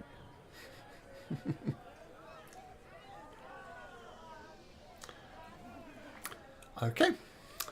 So, you continue your tour of the monster menagerie. It takes a couple of hours. It's quite pleasant. Lots of kids giggling and running around. If anybody wants to do anything else, this is going to go down on the PvP. That's how this campaign ends. I'm really loving the dynamics, by the way. Like, everybody doesn't know each other. Kration's suspicious of the noble guy, and Adai's poking his nose into other people's business as kind of his job. It's really cool. I was thinking of throwing someone to the gorillas, but that's. I was gonna try to trip you into the tiger pit, but we didn't get there. Oh my god. Okay, so if anybody has anything they'd like to do in the zoo, other than that, we can continue on the tour. Are there any other kinds of animals that seem like out of the ordinary that's interesting to read about? They're all kind of out of the ordinary. That's why they've been brought here. But, some large... Just think of a zoo. Anything you'd find at a zoo, Gorillas, apes, alligators, elephants especially. A very exotic bird that's been imported. It's about the size of a chicken, but it's covered in brown feathers, has white feet, has short little stubby feet, and a long, almost slightly yellow long beak. What creature is that? Does anybody know? Kubo. Nope. Cockatoo for a duck? No. It's from a faraway land Platypus? called Aotearoa, also known as New Zealand, and it's a kiwi. You should Google kiwi and see what New Zealand's national bird looks like. It's funny, New Zealand's national bird is a flightless, nocturnal bird that hunts worms in the dark. But, I mean, America has got a cool national bird, right? Like a bald eagle, right? That's a kick-ass bird. But we love our kiwis. Kiwis are awesome. Freedom birds. This thing's like 6 inches big. No, it's not I thought 6 it was a dodo initially. literally about the size of a chicken if you see one in real life. So Oh, okay, gotcha. it's not that small. Anyway, kiwis are very odd birds, but we love them. All right. They are very cute though. I mean, ours was almost a turkey. Your what is almost... Ben Franklin wanted the national bird. Ben America's, Franklin yeah. wanted it to be a turkey. The national bird should have been, but it's now extinct. There's a creature called a moa that used to wander New Zealand, which is about the size of an emu, like a really tall bird standing up. And we had a bird called the New Zealand eagle, and the New Zealand's eagle primary diet was this moa creature. So imagine an eagle that could take out an emu-sized bird. That should have been our national bird. Oh, jeez. This But when thing's huge. But when New Zealand... Taking that to Australia for the emu war. Yeah. When the moa was discovered, though, the joke was they'd walk around looking like a bucket of KFC on legs. So to hunt the moa, you just whack it on the head. They had no fear of humans. And so the moas went extinct, and the New Zealand eagles' diet went extinct. So they went extinct as well. Anyway, enough of New Zealand history lesson. So, all right. I'm glad you had a good time at the Monster Menagerie. Come back, and maybe in a few days I'll release that gelatinous creature. I'm very curious to see what that is. All right. Now, as we go through the North District, you can see many noble homes here. Well, not nobles. Rich merchants. And now we are going to walk into the High District where the nobles can go in. And you see some Royal Crown soldiers there guarding the gate into the High District. No entry, I'm afraid. Except without permission from one of the nobles. You lot, they're not welcome here. Now piss off. Oh, look, this is me, Word Splash. I'm just giving them a tour of the city. If you're with them, then definitely not. Oh, how rude. Does anybody have any influence? Maybe they can get us in here? Yeah, Silver Spoon, do your thing.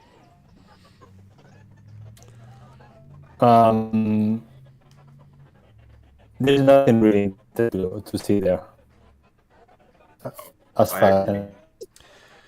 Oh, I wouldn't imagine there being anything interesting inside there. Oh, I mean, we let you guards into our forest. Maybe you could let us explore behind the gate there. you mean you let us explore the king's forest? Property of the king? Don't need your permission, short stuff.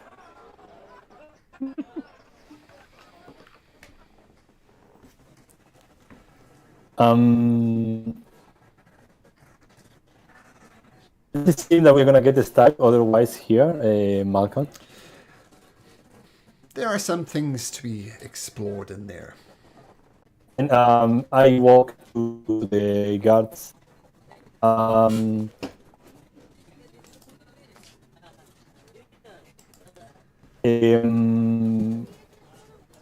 of them are coming with me. They recognize you, if nothing else.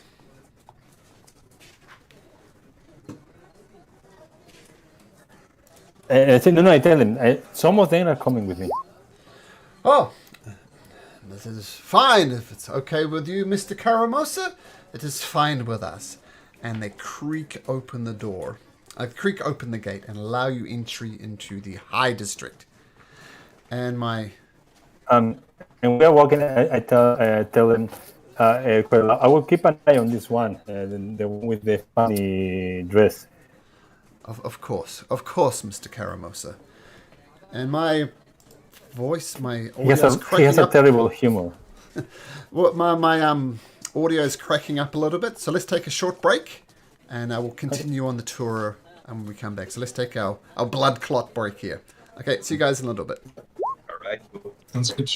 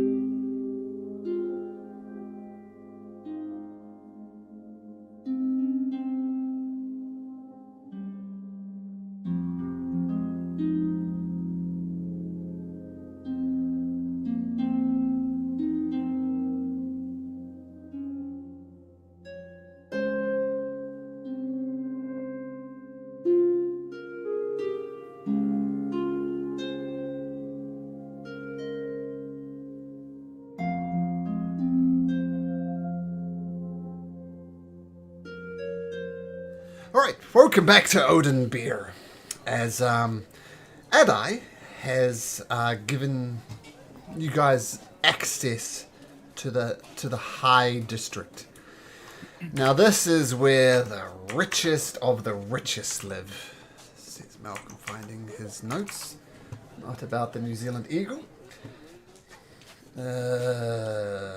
Okay. Alright, yeah, so the high district is where the riches of the richest live. The noble born. Don't have to worry about a care in their life. But the first thing that you notice is at number 41. At number 41, you see a 200-foot tall, slim tower.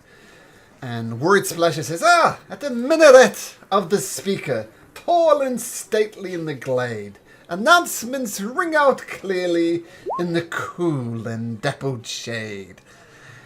And it appears to be some type of public announcement. And at the moment, you hear it giving news about an upcoming event called the King's Games. Now, the King's Games, it explains, it talks about how there's lots of tests of strength, tests of will, tests of cooking even, that are coming up. And that it'll be fine. The final event will be a grand battle to end all grand battles. And that's coming up just a couple of days. So at the minaret of the speaker, it's giving news of things. Oh, the King's Game! Oh, that'll be interesting. Is anybody interested in pursuing it? Now, it's not just a feat of strength. It's also a feat of wits as well. I'll look over to Vandar. Well, it does sound appealing, doesn't it? I do like to, well, test my luck, try my life. Taste the nectars of the world, if you would like. Oh, Yeah, I think I could give it a go. Now here, they say there are magical trinkets to be won. Those are usually quite expensive, are they not? Oh, well, and as we know, well, as you should know, the kingdom of Aglarion has gone through many dark times. The rule of theocracy, the darkest star. But now times are plenty. There is plenty of coin to go around. The king has done wonders in the city, and things are going well. Hence the magical trinkets, I should say. You're not going to get a wonder fireballs or anything like that, but little magical trinkets, which could prove useful to you. Anyway, I would encourage you to sign up. Okay.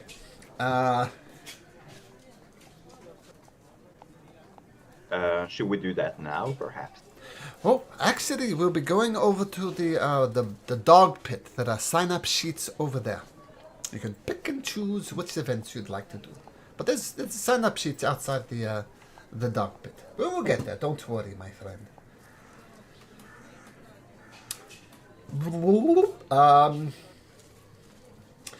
Now, you come to the Golden Nectar in number 37. And something interesting happens.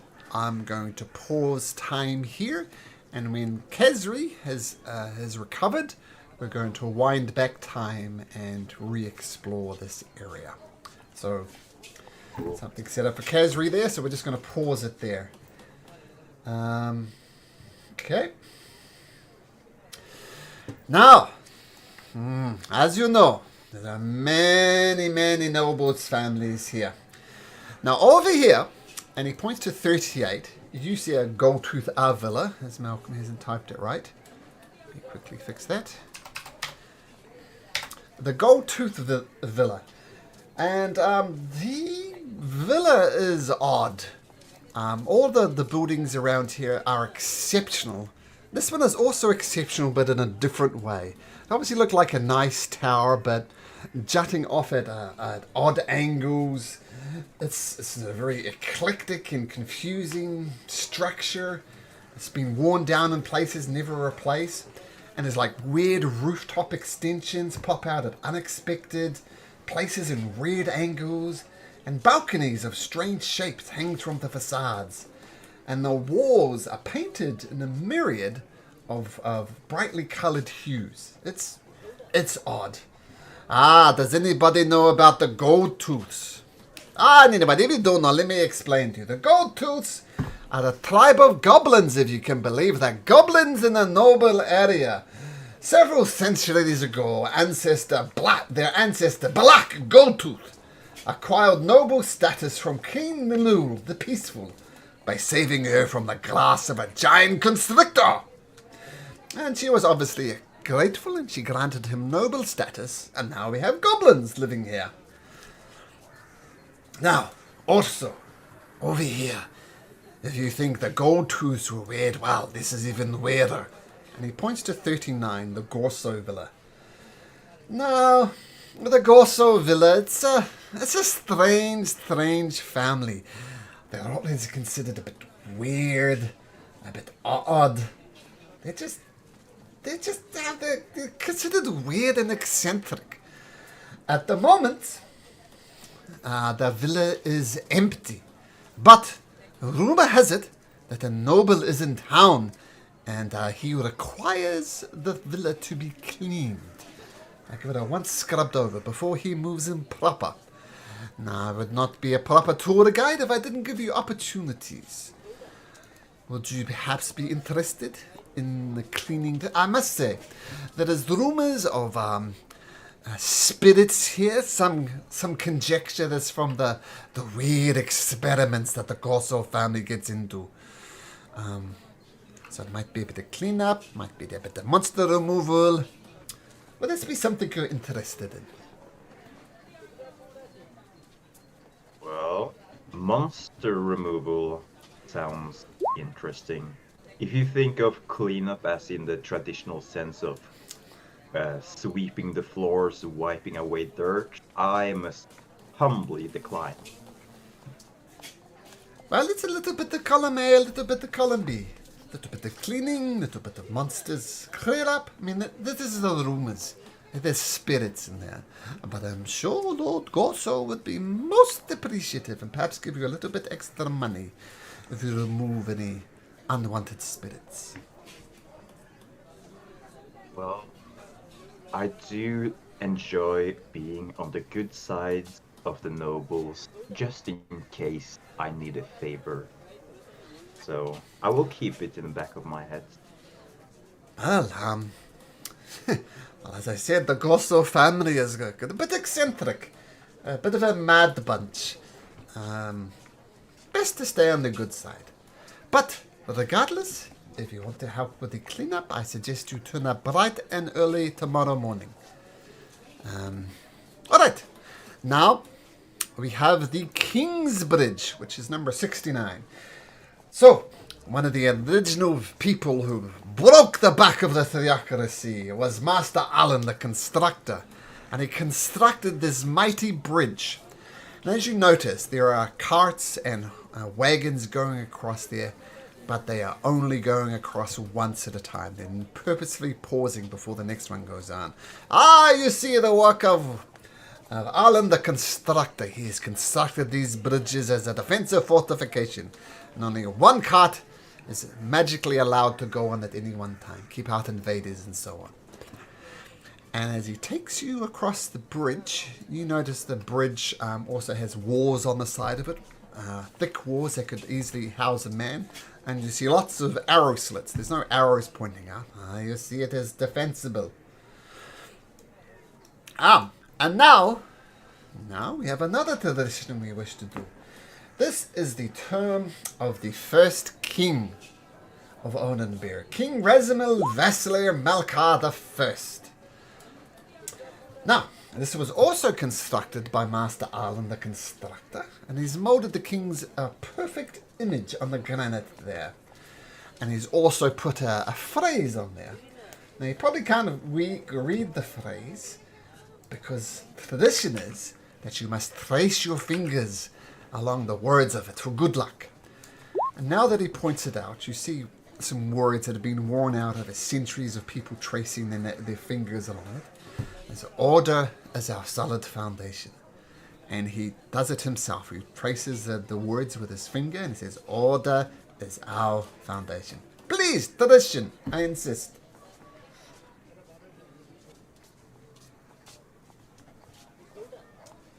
Craven, we'll do it, but as I'm doing it, I'm gonna try to inspect further in case there's any hidden thief cant in it. Sure. Make an investigation check. Okay.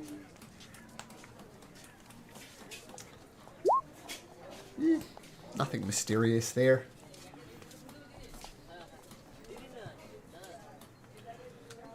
I pass my fingers like I had done probably 100 times before.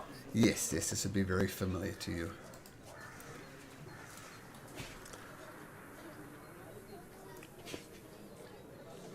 What about you, little gnome?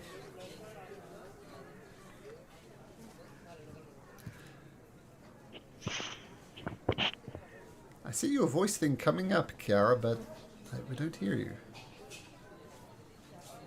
Oh, because I wasn't really talking, sorry. There we go. Do you trace your fingers along the tomb of the first king, which says order is our solid foundation? Sure. Okay, so Kiara traces it out. What about you, Mr. Big and Silent? Vander is going to assist Bone in, well, it doesn't really matter if Bone does it or not. It matters only that it seems like he cares. So Vander is going to grab Bone's big hands with both of his smaller hands and just guide it along the inscriptions. Cool. All right, tradition is done. And we'll say Kezri does it as well, because she's not here. All right. Now, and he gives a wide berth. This is the royal palace, the place where the king and the princess, who you've already met it. There's a queen around, but you haven't met the queen yet. So that's the royal palace here. Best we just keep on going. And then we go across the Queen's Bridge. And he points out that the... Yep. Excuse. Yes, miss. Can we go up there? Up where? Up at the palace up there. Oh, no. If you thought it was hard to get into the noble district, it is literally impossible to get up into the palace without strict orders by the king, queen, or princess. Strictly off limits, I'm afraid. But I have something for the king. It's really important that he know about it. You have something for the king? What do you have for the king? I come with a warning for him. I need to talk to him. Oh, you need to convince the guards. That is a most unusual request, but sure. Hey, follow me. And he takes you up to the gate of this palace. And the palace is magnificent. Yes.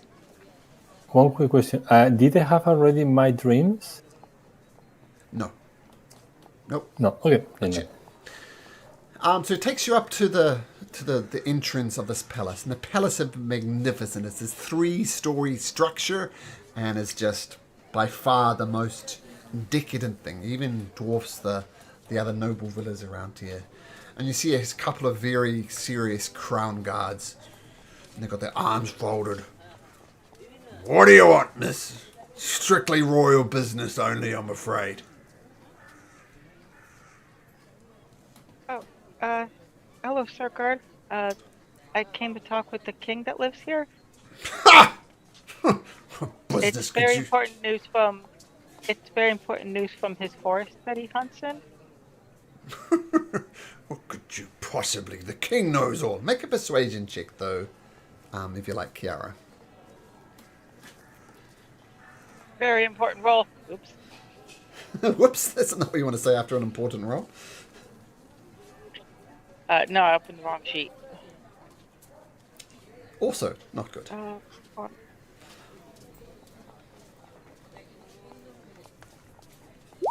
Ooh. Ooh.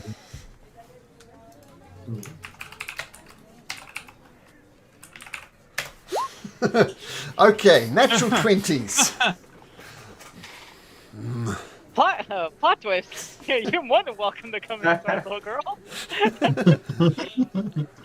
Well, not quite.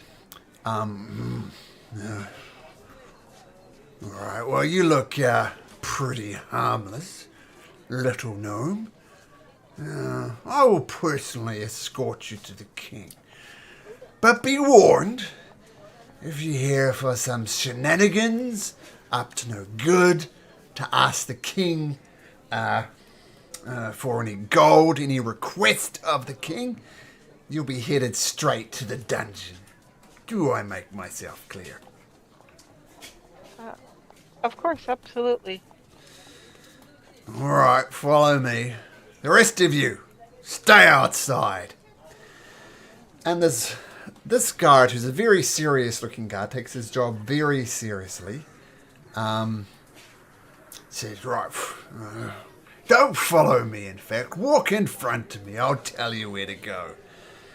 And the guard says, right, turn left. Turn left. Don't touch that. Straight ahead. And after about 10-15 minutes of walking into the palace, you find the king. King Azanar. And together with him is Princess Athena. And the guard says, sorry to bother you, Sir King, but this young gnomish girl, she says she has a message with you. And Princess Athena says, a little gnome! Where's your cute little hat, gnome?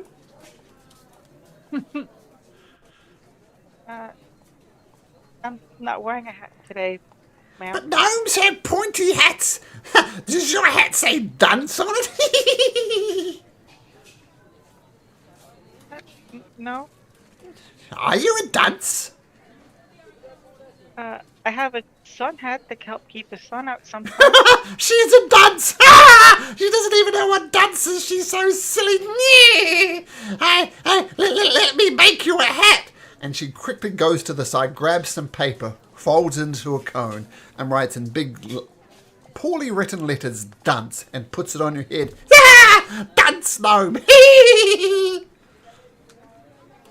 She'll kind of like look up at the guard, kind of behind her and at the king, if she can take it off. The king's just staring at you. And when you look at the guard is almost apologizing for the behavior of the princess. But she is a princess, regardless, and he can't say anything. But you look as if he's got the look of sympathy in your eye. Little dunce girl. What's 12 times 12? Tick, tick, tick, tick, tick, tick. You're wrong. You never get it. It's 134. Yes, Malcolm knows it's 144. I just want to point that out. But Princess Athena does not. That's right. 12 times 12 is 134. Such a dunce. Hey, do a trick for me. You can be the court jester now. Do some backflips.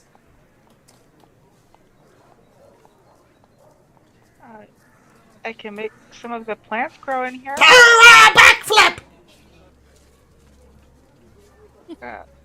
I can't really do backflips yet. Well, what bloody use are you? Dunces are supposed to be able to do backflips. And she pushes you, almost trying to trip you up and make you to do a forced backflip. Make an acrobatics check for me, Kiara. She's a bit of a bully, you might have guessed by now, and she tries to trip you and flip you to do a backflip, but you dapperly step away.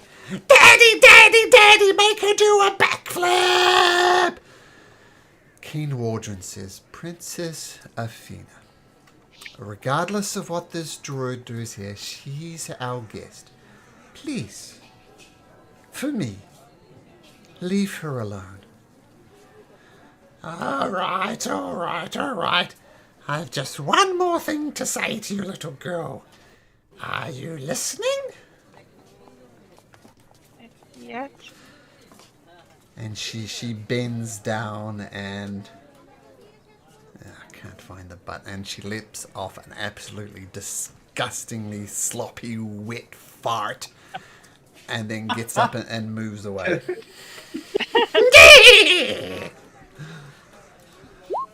Oh, princess, says the king. Princess. And she storms out, and it's this really noxious smell starts invading it. Oh, you said you had a message for me? Please, I'm frightfully busy. Yes, I came, I had a vision from the Earth Mother. It seems that your life might be in danger from something. Please, go on. Yes, she showed me a vision of the, do I know if it was the King's Woods or was it some other woods that I saw in the dream? Oh, you started in the King's Woods, was where you had the vision, and then some perverted version of the King's Woods was what you saw in the vision. So you're not entirely sure. Okay, I just wasn't sure if the actual vision was part of the King's Woods. Oh. Okay, so you had a vision. Carry on. Yes, I had a vision of the Kingswood. The trees were bleeding and the skies were turning red. And I tried to investigate what was going on, and I saw your body hanging from a tree. And I tried to take your body down to give it respects and return it to the earth. And that's when your body reached up and grabbed me. And you told me to save your kingdom. Can you make me 2 checks, please? Can you make me a persuasion check and an insight check? Persuasion? Mm-hmm. And insight. And insight. Wow! You're Wow, rolling well I can read tonight. them perfectly.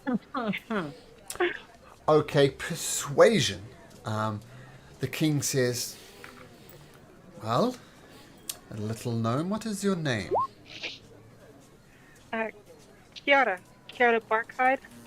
Oh, Kiara Barkhide. And he looks around to make sure the princess isn't here. Firstly, let me apologize for the abhorrent behavior of my daughter. Despite us bringing her up and giving her the best possible training in life, she still ended up like this. She's a burden to bear, but I apologize for her.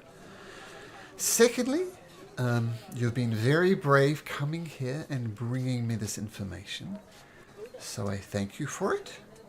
I will take it on board. And now when you mention this vision that you have about the forest and him hanging from a tree and you're saving him and everything twisted and perverted, you notice his eyes kind of twitch a little bit and his eyebrows raise, and something is registering him when you mention it. You almost see, guilt in his eyes. You're not quite sure what to make of that. What would that mean? Guilt with him hanging from a tree? Weird. But that's what you pick up from. Why would he feel guilty about hanging from a tree? A good question. So, Kiara Barkhide, I assume you're interested in some type of reward for bringing this information to my presence?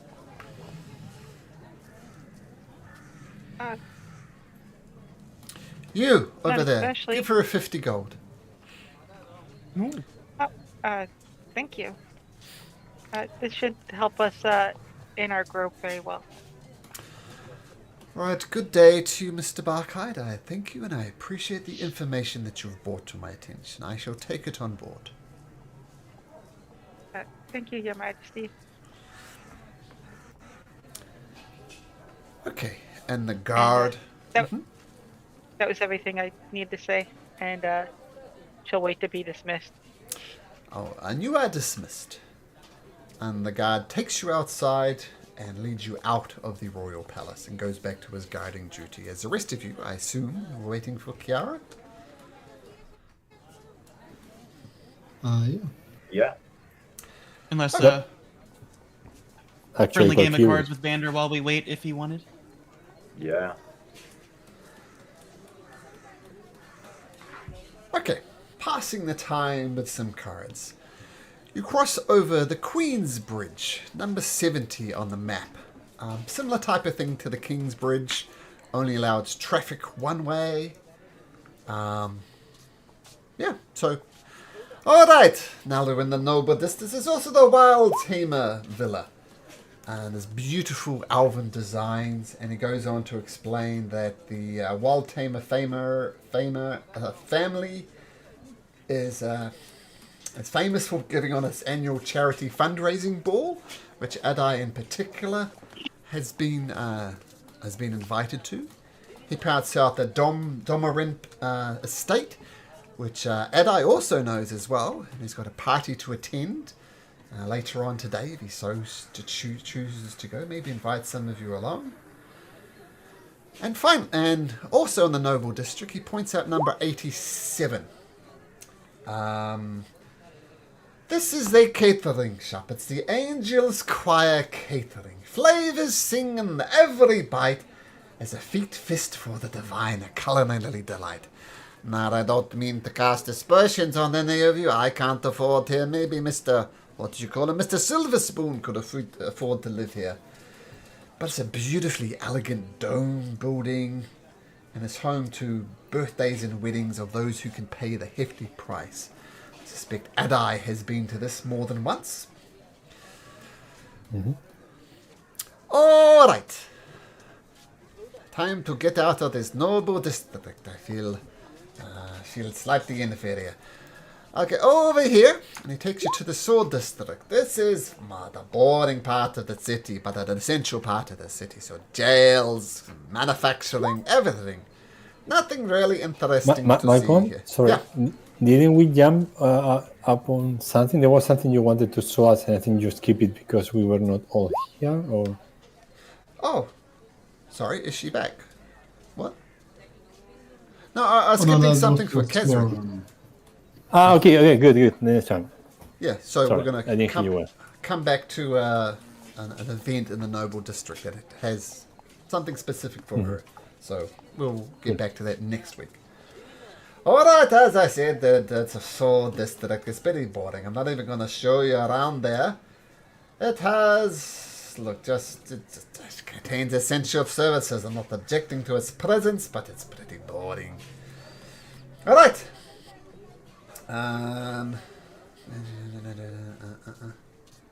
Now, South District. A bit more interesting here. So the South District is more or less the poorer part of the city. It's tightly packed houses. The houses are poorly maintained. The streets are smelly and dirty. And if it wasn't for Word Splasher leading you around here, it'd be very easy to get lost in here. And I said, just watch your pockets around here, the pickpockets. And people will stab you on the back and just threw out a few coin pieces. But this, and he takes you to a particular alley, right up the top here on the wall, number 96. And it's this. You should avoid the alley of the Menace. There's a treacherous place to roam. Stay clear of danger's grasp, and you'll find your way back home. Nasha and Basha says, that's just superstition. Absolute superstition. Nothing dangerous in there. And they rush down the alley of Menace.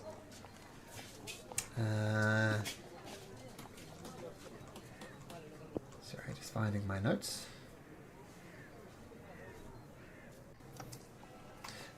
Silly word splasher, just superstition. And you watch these two gnolls enter into the alley. Okay, sharing the gold around.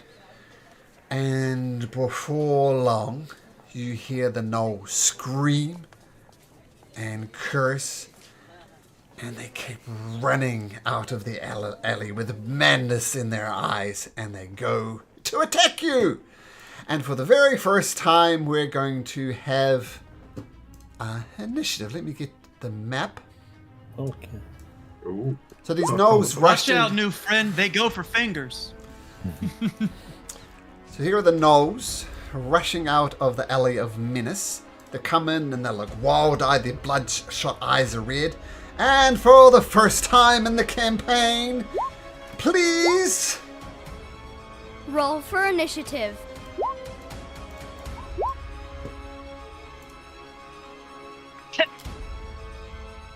I used up all my dice luck. Yeah, there's a lot of natural 20s there. Word Splasher will roll into. Doesn't seem like I can control my token. Sorry, who's that? Vander. Vander. Wait a minute. You're right. You cannot. You should be able to now, Vander. There we go. Thank you. Oh, if you give me control of Kazri, I can do that now. Okay. Ooh, you can open your character sheet by clicking on your token. Kazri. Yeah, but I'm taking the D&D Beyond as the gospel as far as character sheets are concerned. So as long as you keep that updated, and that'll be increasing. Okay. Alright, so these gnomes going, yeah! I mean, they're kind of being a bit of assholes on the tour, but they've taken it to a two levels, whole another level now. So you see them scream and approach out of this alley of Menace. Sorry.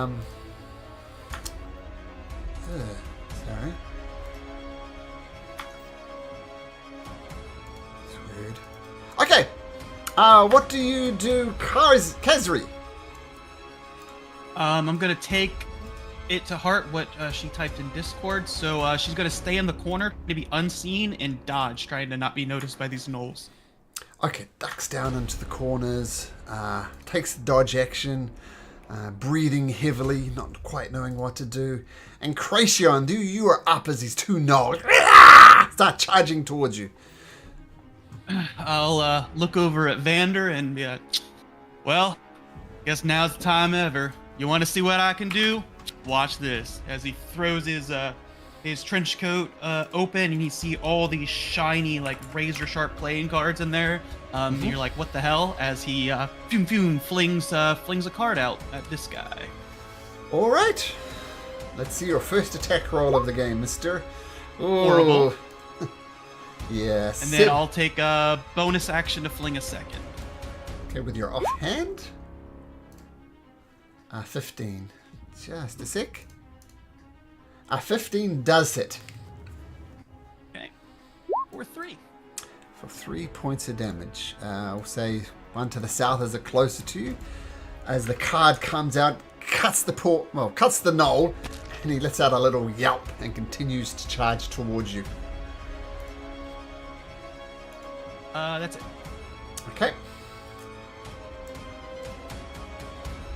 So I just got to refresh my page. It's being a bit weird. Okay, feel free to move your token somewhere else or hold your ground. You do notice Word Splasher, having lead in the group, is right at the front, and whatever he is no warrior. So I'll let you decide what you do around that as I fix a mistake. I No. made.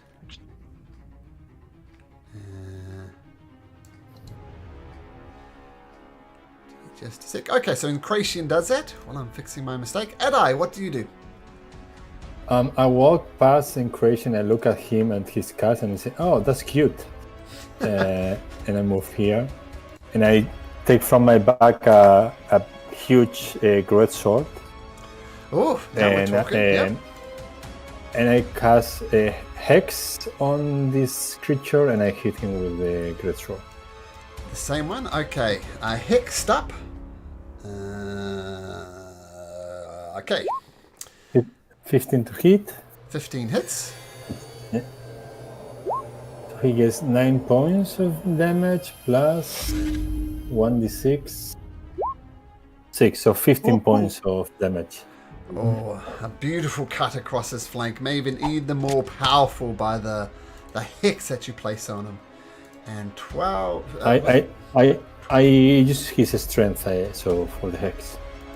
Okay, cool. Okay, the mighty blow across the bow, and the gnoll, still madness in his eyes, still charging towards you. And is that your turn, Adai? Yes, sorry. Okay, level 1, a lot of fun. Yeah. Okay, Vander, what do you do? Well, Vander is standing close to Bone, so he's going to point at the gnoll, the other gnoll, and he's going to say, "This one is yours to play with, Bone. Please do whatever you want to hurt this guy." And as Bone, he says that to Bone, he's going to take one step closer, and he's going to say, "Seems like you're surrounded, my friends. If I were you, I would just give up." And I'm gonna cast Minor Illusion behind him. And I'm going to create a voice. And it's going to say, "You're done for, friends. You're going to die tonight or today." Trying to trick him into thinking there's someone else to maybe create an opening to attack him. Okay, so this is, say this is the red one with the red dot that you made this illusion of a sound on. Okay, we'll talk about the effects when somebody attacks it, and we'll go from there. Okay, and you stay where you are, Vander? Yeah, I'm just gonna try to get his attention as I speak to him, and trying to fake this illusion as well. Whereas Splasher says, "Oh, no, I'm a lover, not a fighter. Kazri, you have the right idea." And he goes and takes a dodge action down the side of the alley with Kazri, which moves us to Bone. Bone, what are you doing? Bone is going to kind of crack his joints a bit unnaturally and is going to wander faster and faster like a train picking up speed right into this gnoll, and he's going to rage as a bonus action. Yes. And sledgehammer to whichever part is in front of him. Okay, now with this illusion behind him, well, 19's going to hit. I'm going to roll something for the gnome to see if it's distracted by this illusion. For the gnoll, sorry, I think I said gnome. Give him that. I mean, there is a gnome. The gnome might also be intimidated. Yes, this is a gnoll though, and not a gnome. He looks around and comes back and gets distracted by whatever this illusion was. So Bone, you can roll at advantage. So roll again, because it might be a natural 20. Not a natural 20, but you still whack him hard with your sledgehammer. Roll damage. That's 10 damage. 10 damage with the rage. Beautiful. Once again, you almost crack the jaw of this creature with a sledgehammer to the bone, and his jaw does dislocate and hangs limply by the side of his face, but he does not seem intimidated. He's ready to go. Speaking of ready to go, the gnome in front of Abai says, "I mean, they were talking common before, but now they're actually making no sense whatsoever." And he goes and launches at your throat, Adai, with a bite attack. Rolls an 18. Does that beat your armor class, Adai? That hits. Yes, it does. And the teeth sink deeply into your belly, and you take 4 points of piercing damage. That's right, 4 points of piercing damage, and that's 1/3 of Adai's health. First level for the win. Okay, nice deep bite. Kiara. Seeing that they're now behaving very irrationally. They are. Don't really know if it would be a bonus action or not, because I already have something for my action. I want to see like if I can like look them over medically to see if like they're showing like similar signs that the dead body had. Sure, we'll As call that. I'm going to actually cast detect poison and disease on them. Okay, sure.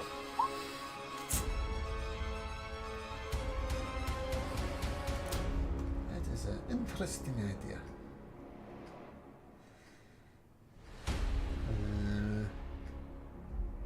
They are not poisoned And I can and throw they're a- not diseased. Do you want us to throw a medicine on that? Sure. Whatever affliction these gnolls are suffering, it is different to the dead man you found outside. Alright. So something definitely different is going on, and that's Yes. going to be my turn because that was my action. Okay, cool. Okay, the gnoll in front of Bark. Now, oops. It's going to launch at you with... actually, it picks up a stick on at the side of the road. And he tries to stab you with it as opposed to biting you with it. And the spear... Ooh. Natural 20! That's Natural a- 20! And you're raging. Ooh, Does it first level you take half damage? Oh yeah. So that would be 13 points of damage, reduced to 6 because you were raging. That's good. That will be down for everyone else. That would be so Wow.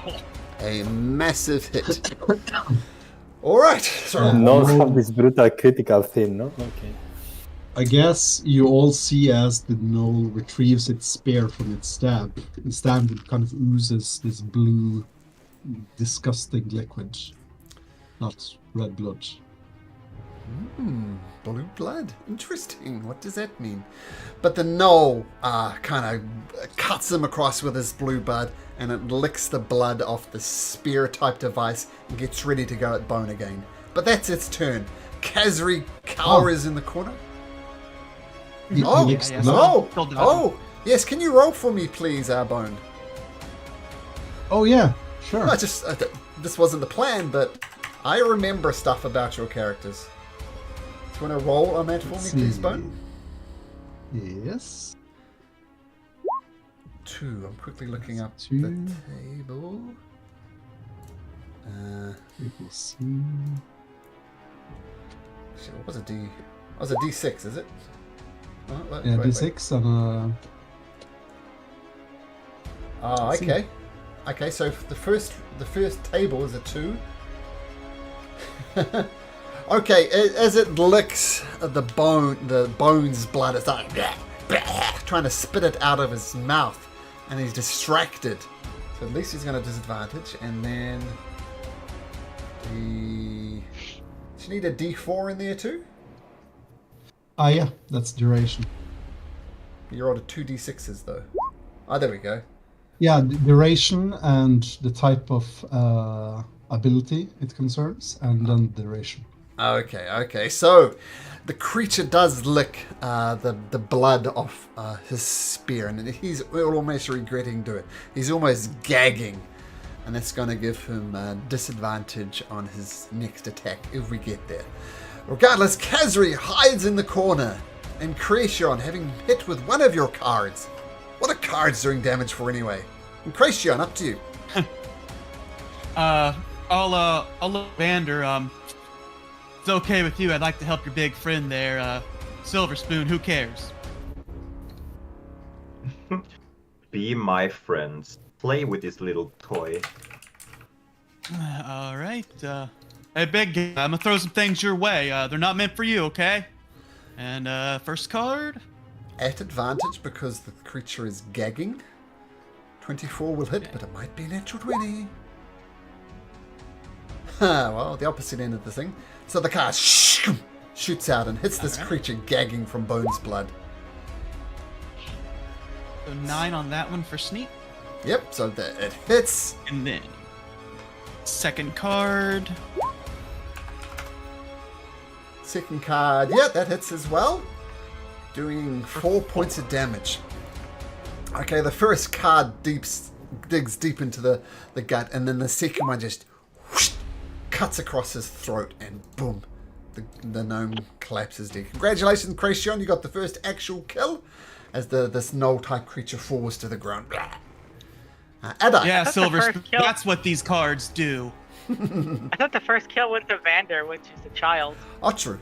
That's true. Vander. That's true. Oops. As I say, they are really cute. I'm gonna attack this guy. One question: do they look just affected by something, or they actually? So these guys were with us for a while, no? Yeah, they were being dicks along the tour, but they weren't like dangerous or anything. And word splashes specifically said, "Don't go into this alley. There, it's cursed." Yeah. And they thought he was an idiot. But I'm going to try to knock him down, so not kill him. Okay. So that's a hit. That is a hit. That should be 8 plus 6, so 14. Okay. And Adai, you get the pleasure of answering the question. How do you want to do this? So I cut in his arm, and then coming back with the back part of the sword, I hit him really hard in his head, so that it sounds like a gun, and he drops unconscious. And he does drop to the ground unconscious.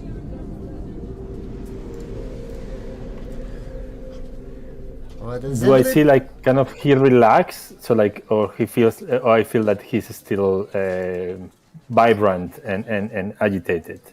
Oh, he's unconscious, so it's hard to say. You knocked him out. Okay. Is everybody okay? I told Mr. Knowles not to go in there. Is everybody? Oh dear. Oh, Nadai, my apologies. I did warn them.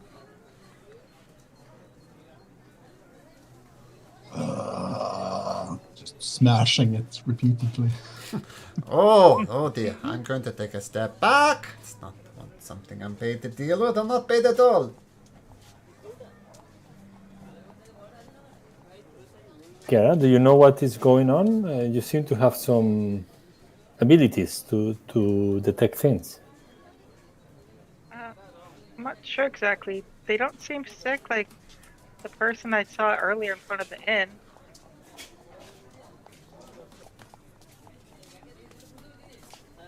You mean there was someone else who was sick before? Yeah, in front of the Gold Tavern. Was it the Gold Tavern, Malcolm? Lucky Leap. Oh, sorry, Lucky Leap. In front of the Lucky Leap Tavern, there's a dead body that the Red Cloaks are looking at. Oh, that's certainly unusual. I don't know. This is the first time I've been here. Do you often have dead bodies in front of taverns? Not really.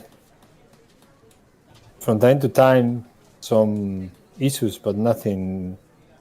Not so often, let's say. I checked the body, so like I see whether there is any mark on him or something like that, something physical that could make me think of how the alley has affected him. Sure, make a medicine check. With advantage, as kind of Kiara's helping kind of look over the body for kind of like Sure. any kind of marks or magical symbols that might be on him. Okay, so both of you get down and try and work out what's happening with this creature. He's obviously got some damage from being smashed and cut up, but you're not entirely sure what was wrong with him. It's weird. Do you know? I look back to World's Placer.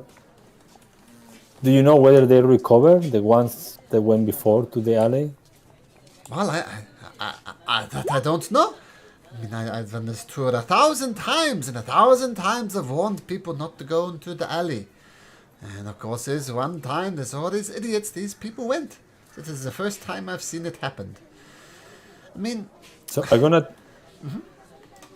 gonna tie a rope around him, and I'm going to check whether there are some guards around.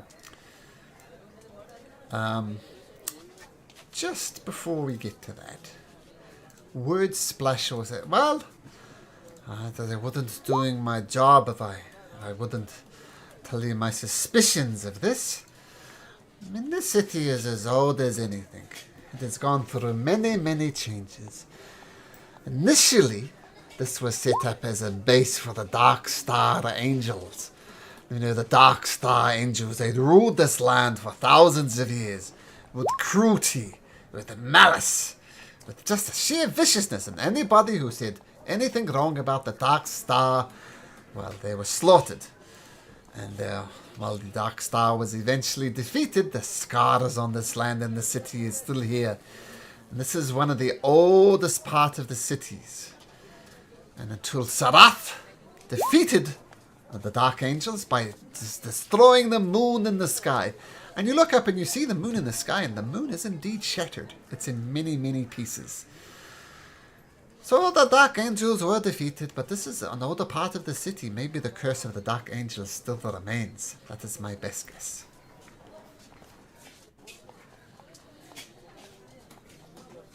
Well, hopefully this one wakes up of this madness next day.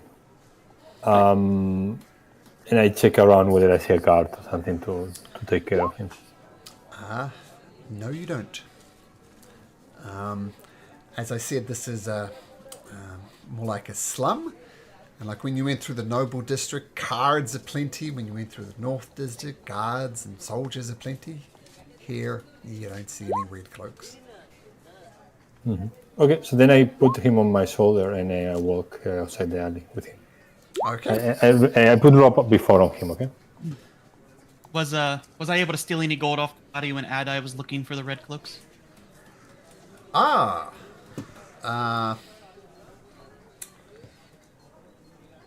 Yeah. 10 copper pieces. Or silver. I'll discreetly hand 5 to Vadar, trying to show you skills. Nice. I will force accept that. Said copper or silver? That's in copper, right? So we split that? Yeah, copper or silver, Malcolm. 10 copper, but the equivalent of 1 silver. So however you want to do it. Okay. So yeah, 5 copper to you. When I'm walking with the body, I look at Kiara. Kiara, I was wondering, what do you have to tell the king? Did you manage to get into the king's room? Yeah, I did manage to have to encounter the princess, though, unfortunately. She's really not nice. So I heard.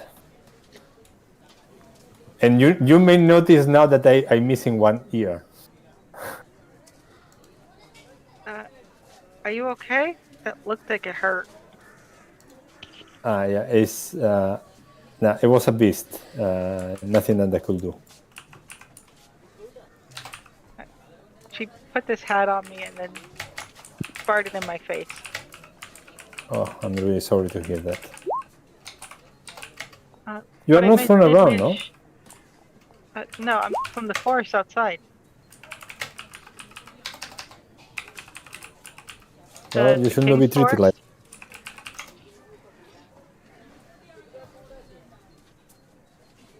Sorry, you were saying, King? Yeah, I did manage to give him my message, though. Hopefully he's able to do something with the warning. A warning? Is there any issue in the forest? maybe hunters, or what happens? The forest, and I think also his kingdom, because he told me in my vision that to save his kingdom, and everything was on fire and like, oozing blackness.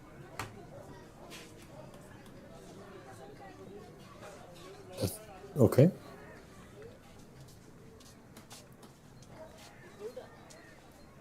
Sounds horrible. I think I managed to get through to him. His reaction was kind of strange, though. What do you mean? He looked like he might have been looking guilty and almost apologetic for how I told him that he ended up. Certainly not the response one would expect, yeah? Yeah, I mean, why would he feel sorry for ending up hanging from a tree? But are you sure you read him well? Maybe he felt bad for you that you traveled here to tell him something like that maybe he thinks is not true? I don't think so. You really think he's in danger? Oh, absolutely. It came from the Earth Mother herself, and she would never be wrong about something like this. But that was my entire mission for coming here, so I think I can head back to my forest now and help Byra.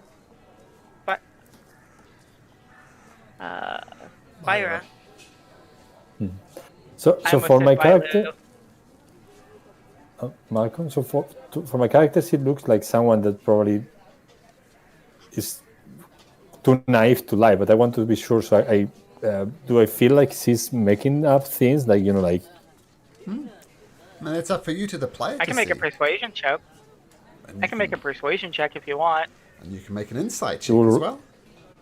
So one persuasion, one insight. Yeah, seems pretty convincing. I know someone. Someone that may hear him. Someone that may want to hear what you want to say. In addition of the king, other people may take these issues seriously. It's a mentor of mine. I could introduce you to him, and maybe he can do something about it. Do you know someone who might help? I don't know, but if he can, or someone he knows cannot, then I don't know who will. I have a celebration later today. He will certainly be around. If you want, you could join me, and maybe he can, listen to your words. I have to work that shift over at the zoo tonight, so I don't know if I could go today. Do you want me to pass him this information, and maybe next day he wants to talk with you? If you want, it might be better if it's coming from someone who experienced it. Most certainly, I could just tell him that you have this information, and the next day maybe he can meet you. Of course. Maybe if meeting in one of the parks. I don't do very well inside. Well, I can definitely understand it. I will find a way. No worry. I just stay around the place where we were before, in the inn, or outside of the inn. I was going to see if I can get a room, if I can stay over at the Temple of Nature. Mm-hmm. Okay.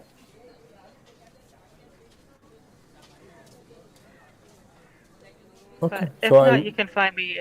But if not, you can find me over at the Lucky Leap again. Okay, we'll do so. And I continue walking with the Knoll's body on my shoulder. Okay. Now, normally you'd think someone walking through the streets with a dead Knoll would attract attention. It's not attracting attention. Seems that people in the South Districts, maybe don't care so much. But this is a first, carrying a body on their back. Mm-hmm. Kara? You might think it's strange, but to them it's just a Tuesday. There we go. Alright, we have 2 more places to visit on the tour. Now, you might have mentioned that I heard you'd say the King's Games is coming up. And first of all, let's introduce you to this place called the Dog Pit. So in the Dog Pit's first battles, contenders stake their claim. In the upcoming King's Games, glory is their aim. So the Dog Pit, during the daytime, there's fights to the end, swords and slashes, but people rarely die. But in the evening, that's where the real action happens. Fights to the death. Now, technically, that's not true. You didn't hear it from me. I absolved myself of more responsibility. He's plainly implying that fights to the death do happen here, but he's not going to admit it. He's not going to say it publicly. Okay, as Adai gets a little bit of help, casting Second Wind on himself. Or not casting, they're doing it. Yep. Alright, now here is the sign-up sheet. Please sign up. And if you go to Discord, I'm going to post a link there. And click on that. And a document should pop up.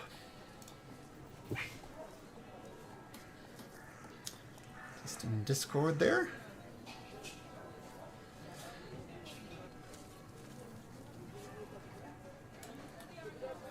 Now, once you're in there, you'll see the event, where it is, the location, and the prize. Now, to sign up, you should be able to edit that document. Like if Malcolm wants to sign up for the Battle of Tipsy's Tune, I'd just write my name in there like that. So, take a moment and just type your name in the appropriate King's Games you wish to enter. So you've got some interests like Zamoza Alafrin. They've already entered.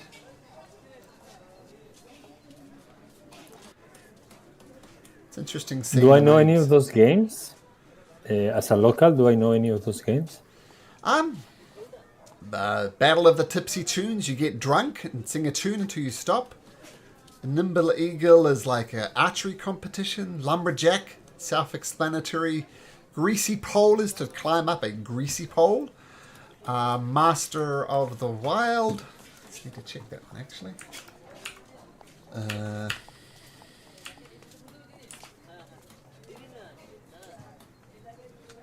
I'll give you a brief description offline. What these things are. You can. So I'm thinking of Giant's Board. It seems like a chess game. Thing. Like a chess game. It's chess again.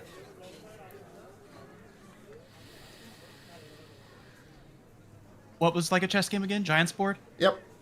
And Leap of Death is leaping off of one of the cliffs to see how good you can do that. And Treasure Hunt is exactly what it says. There's a bunch of clues around the city, and you rush and you try and find it. Can you sign up for multiple events or just one? As many as you want.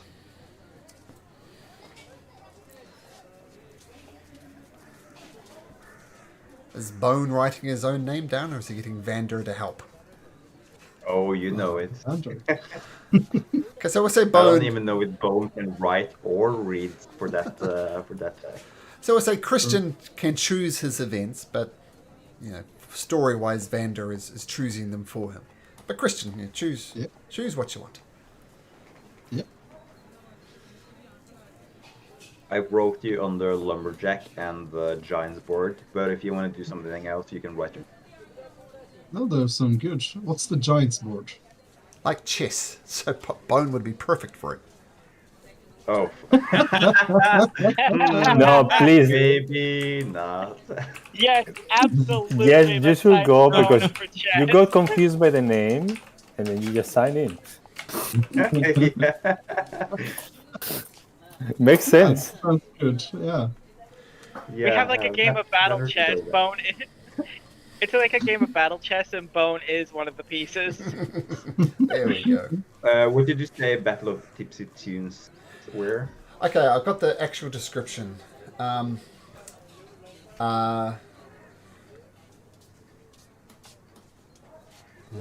So it's drinking and singing, and obviously the drunker you get, the harder it's going to be to sing. So that's the challenge of Battle of Tipsy Tunes.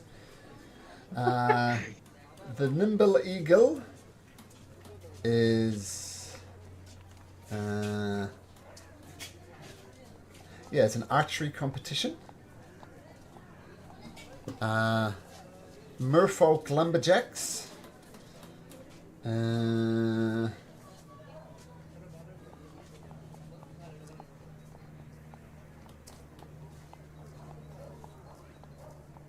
Okay, it's I'll just say it's a holding breath is that right? Yeah, it's a both a holding your breath competition and a strength competition. So more along the lines of Bone, but as I say, feel free to do what you like. The Greasy Pole is play map a Greasy Pole. Which one was the hold your breath and Merfolk Lumberjacks. Merfolk Lumberjacks. Oh yeah, yeah. So yeah, that would be good for Bone. But Bone, if he wants to enter the giant sport, he can.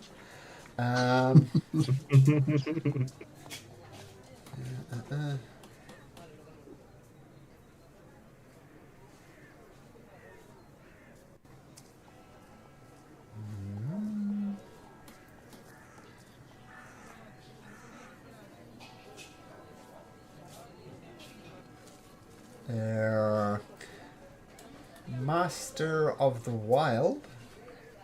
What to say? It's a contest involving daisies.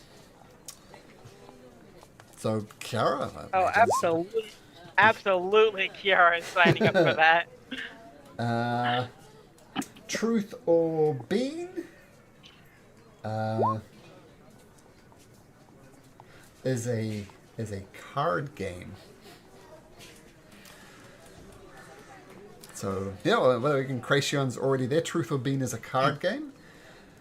Giant Sport is like a game of chess.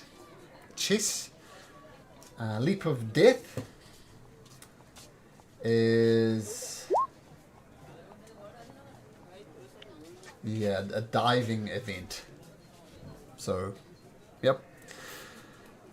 So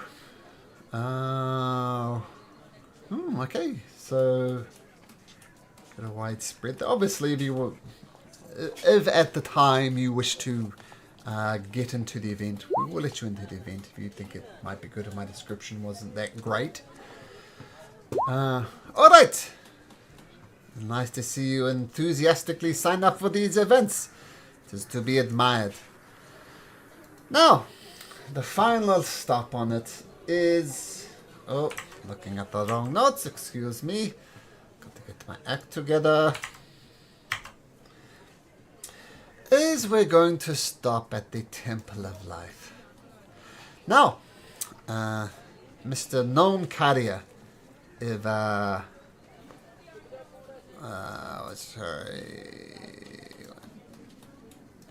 yes, up here, 1, 2, 3. This is the Temple of Life. Mr. Knoll Carrier, if there's any place to drop off this knoll for healing, for finding out what's happening, this is it. Because in the Temple of Life, as beggars make their plea, lend an ear and a heart, but money's not the key. And you see many disciples of the Temple of Life, and it's like almost like a soup kitchen. And they're handing out food to the poorest of the poor who live here in the South District. And you notice no coins are exchanging hands. Everything's going really nicely. And you see a man out front finding his...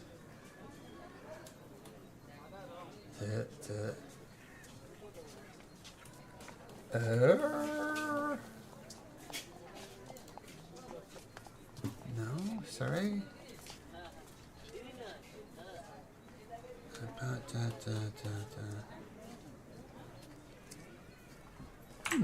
Thought I did that. Never mind. Let's order again.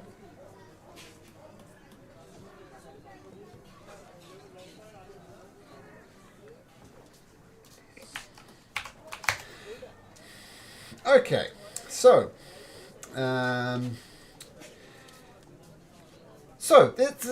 this squat little Temple of Life is a busy place, where the food kitchen temple distributes meals to the hungry and the poor, and supplicants are just streaming to the central hall with a temple where temporary residents, mostly homeless people or poor travelers, are cleaning the communal areas or sleeping in their cots.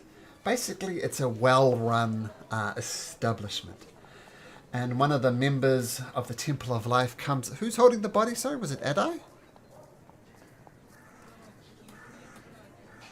I think so. Adai. It was me, yes. Sorry, Yes. I was on mute. Is there a problem here? Might we be of some assistance? Yeah, so this Null got tempted by the Alley of Menace, and he revolted and came mad. Not sure if he will wake up, rest, and with the mind clear, or may unfortunately remain crazy for his life. Would you have a place for him to rest, but should be safe for others not to be damaged? Well, the Temple of Life will accept all who are injured. And unfortunately, since we're so close to the Alley of Menace, we've seen this before. This man will recover. It might take days. It might take weeks. Maybe we'll attempt to... We'll restrain him. We'll attempt to revive him. If he continues on his crazy ways, we will give him a restful sleep again. And we will repeat this process until the creature is better. No charge. I'm glad to hear that. No charge at all for the Temple of Life. Though we do welcome donations. Though it is not necessary. I'm giving him one gold piece. Blessings of the Temple of Life. That is very much appreciated. Unfortunately, his friend didn't make it. Some of the people who were traveling with me were not that kind. But hopefully he can recover. Wish him the best of luck. He was a fool, but doesn't deserve to die because of that. And I give him the gold piece, and I pass him the body. Okay.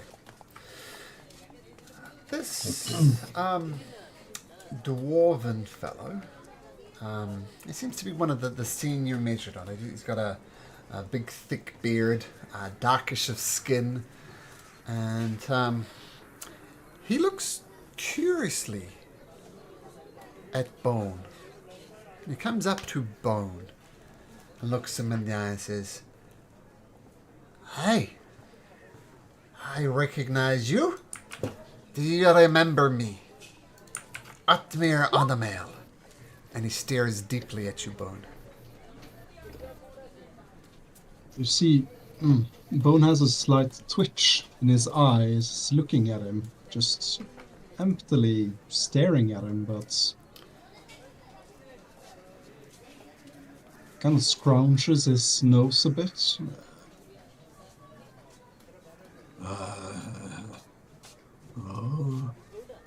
Making just grumbling noises and just staring at this man and this a bit weird reaction. Come on, it's me, Oathbreaker. You don't remember me?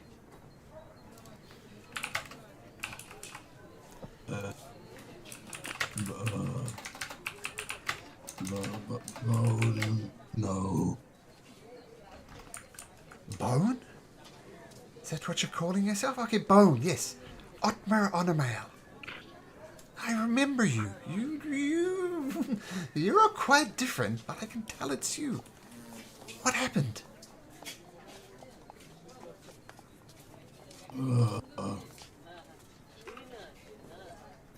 Bone. Kill. Trash.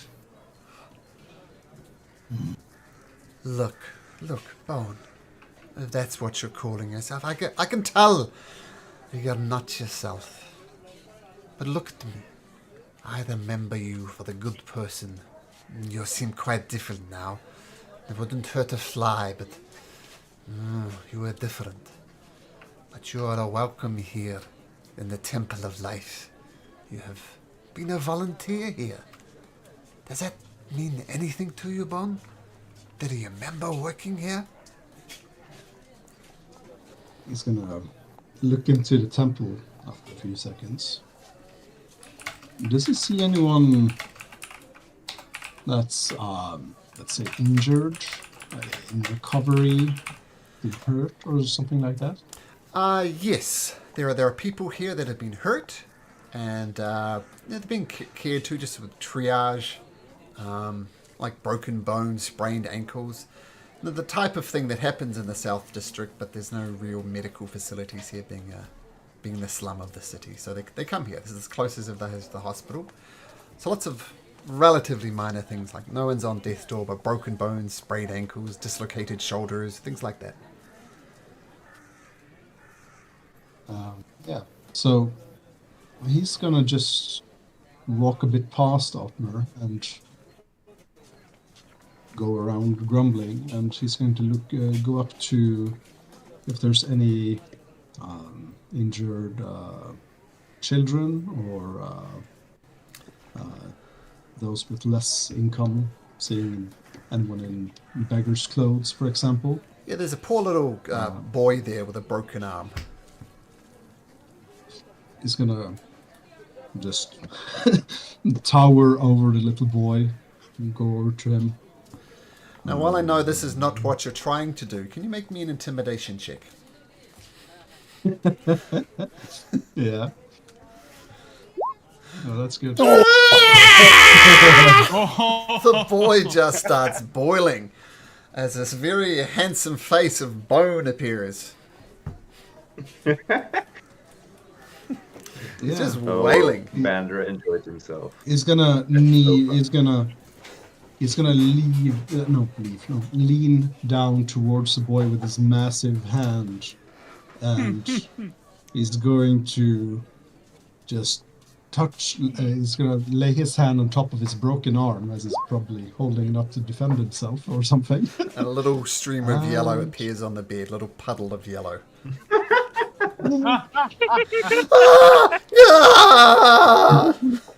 The kid continues to scream. I'll wreck my voice if I do that, but the kid's just wailing as this. Okay. Yeah. He's going to do this.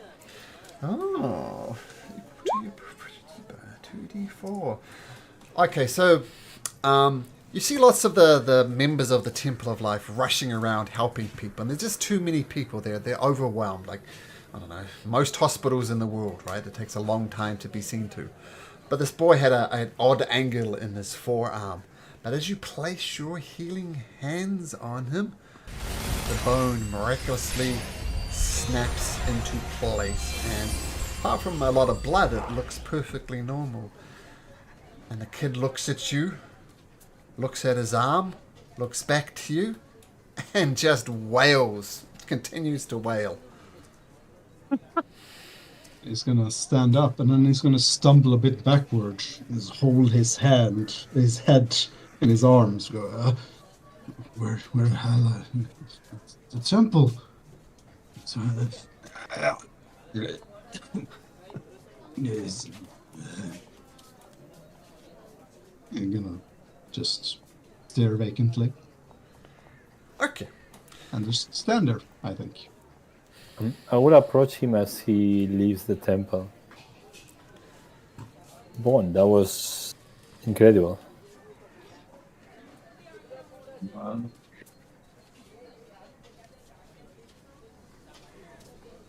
I imagine, yeah, you are not a man of many words. That was something. And I walk out. Okay, so Bone, this mindless creature, something more about him apparently. And Hot. Yep. Yeah, when I go out, I look to Vandur with piercing eyes, like thinking whether I should kill him there or not.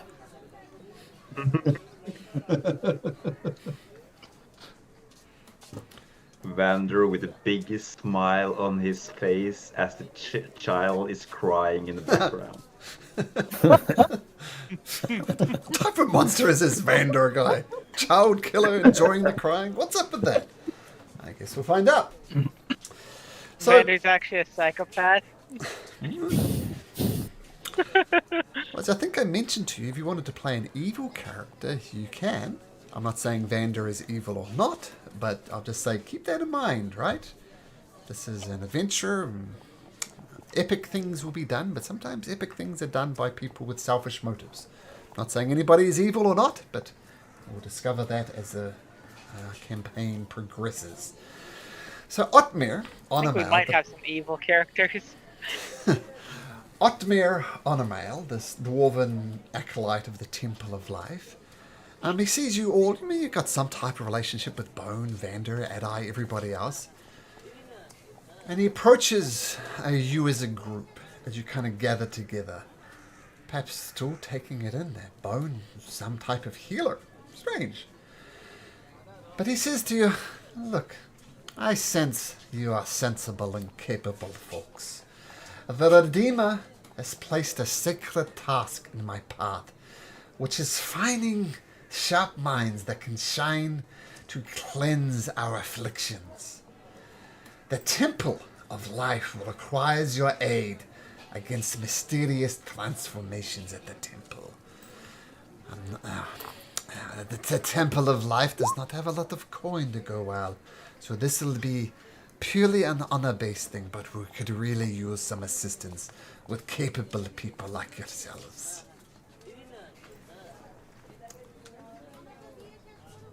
So you say there are problems with transformations within the temple or elsewhere? It seems to only be at the temple itself. So people come here and eat for years. And as you can see, we don't charge them, but if somebody throws us the odd copper piece, we take it. Take it with the grace it was given. But it seems to be every so often one of our patrons comes under mysterious transformation. They start out, the skin grows hard, and bristles, like thick hair grows on them, and that is horrifying. On a day or two after, their feet harden, their heat fans and heats become flutter, almost like an animal, like hooves and feet. And on the third day, their nose transforms into a little stub. And on the fourth and final day, they completely assume the form of a pig. That is something wrong. And obviously we don't want anybody to turn into a pig. But if you could help us... sounds like sounds like you got a graceful food source going around and nobody will go hungry. I don't see a problem. Oh, for you, my friend, I know people use black humor in this situation, but these are people with lives, hopes, and loves. People love them. This is a horrific thing. Now, please tell them. Life is a gamble. You didn't mention coin and the lady missing a child and 5 gold. I'm more interested in the gold. Oh, you, my friend. Maybe it's best you wait outside. Well, I'm gonna spell it a Vandar, and I'm gonna walk outside and wait. This brave woman here, and I point to Kira, seems to know a lot about diseases and human conditions.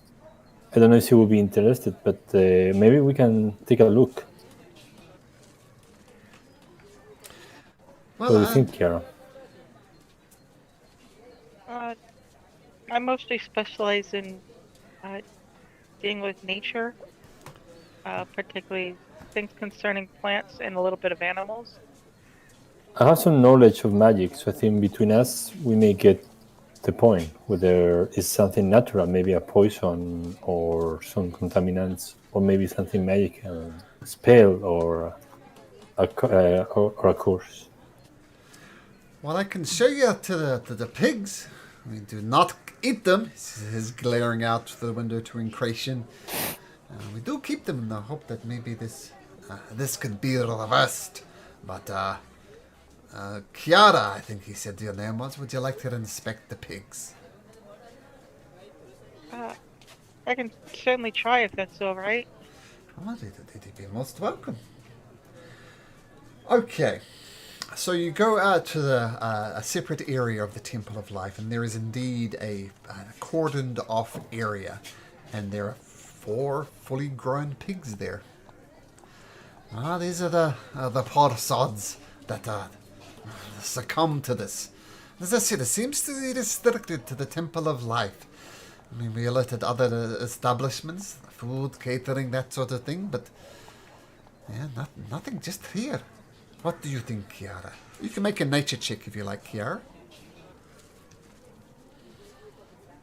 A nature check.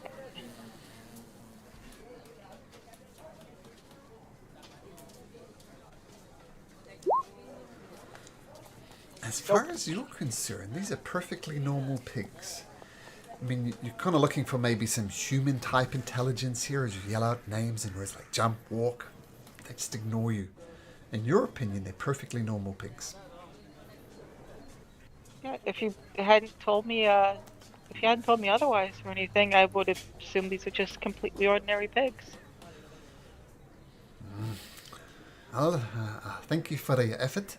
Seems that was a bit of a dead end. I'm open for any other suggestions. Anything else you kind folks might be able to do? I would like to check a couple of things. So I will inquire where these poor men were located, so that whether they are, in the same cell or in a close area that could suggest a single source. Many of our residents don't have a fixed abode, I'm afraid. Many of them come from the street, so I cannot really point you to where they stayed. If you're willing to wait about 10 minutes, I can see if maybe they're afflicted with some kind of poison or disease. Oh. Definitely, we can wait a minute. Okay. Takes out our Outside the ritual window, tools you again. hear a faint barbecue. Barbecue. So, Kiara, for the 3rd time today, you explain how you cast your spells. Well, this is just as a ritual, so it's not like consuming a spell slot. Mm-hmm. But he's basically just taking out some,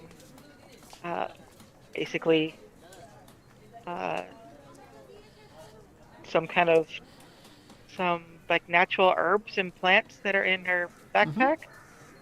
Kind of arranges them around on the ground.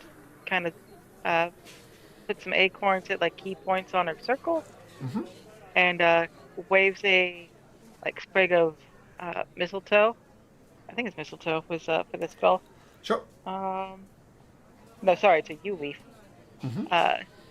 As she enchants the words of the spell over a course of 10 minutes, as the power of nature kind of flows around her and on the wind, as the energy kind of starts glowing around her as she starts sensing the presence of any diseases or poisons in the area. Sure. Well, the pigs are indeed poisoned. And says you know the nature of the poison. Disease, sorry, they're diseased. And the words porcine morphosis come into it, which kind of makes sense. These things are transforming into pigs. So you get that disease. But even more interesting in that, with your 30-foot sphere, you look around, and several other people who are in this temple are also showing up this disease. Seems not just these pigs, but other people have the disease. What could all that mean? Well, we're going to have to discuss this next week, gentle folks, because I need to pick up children. So I'll continue the mystery of the Temple of the Life with Karabarkai. Maybe there's a party. Maybe there's a villa you need to clean. Maybe there's a Myra to be saved. Lots of threads to follow.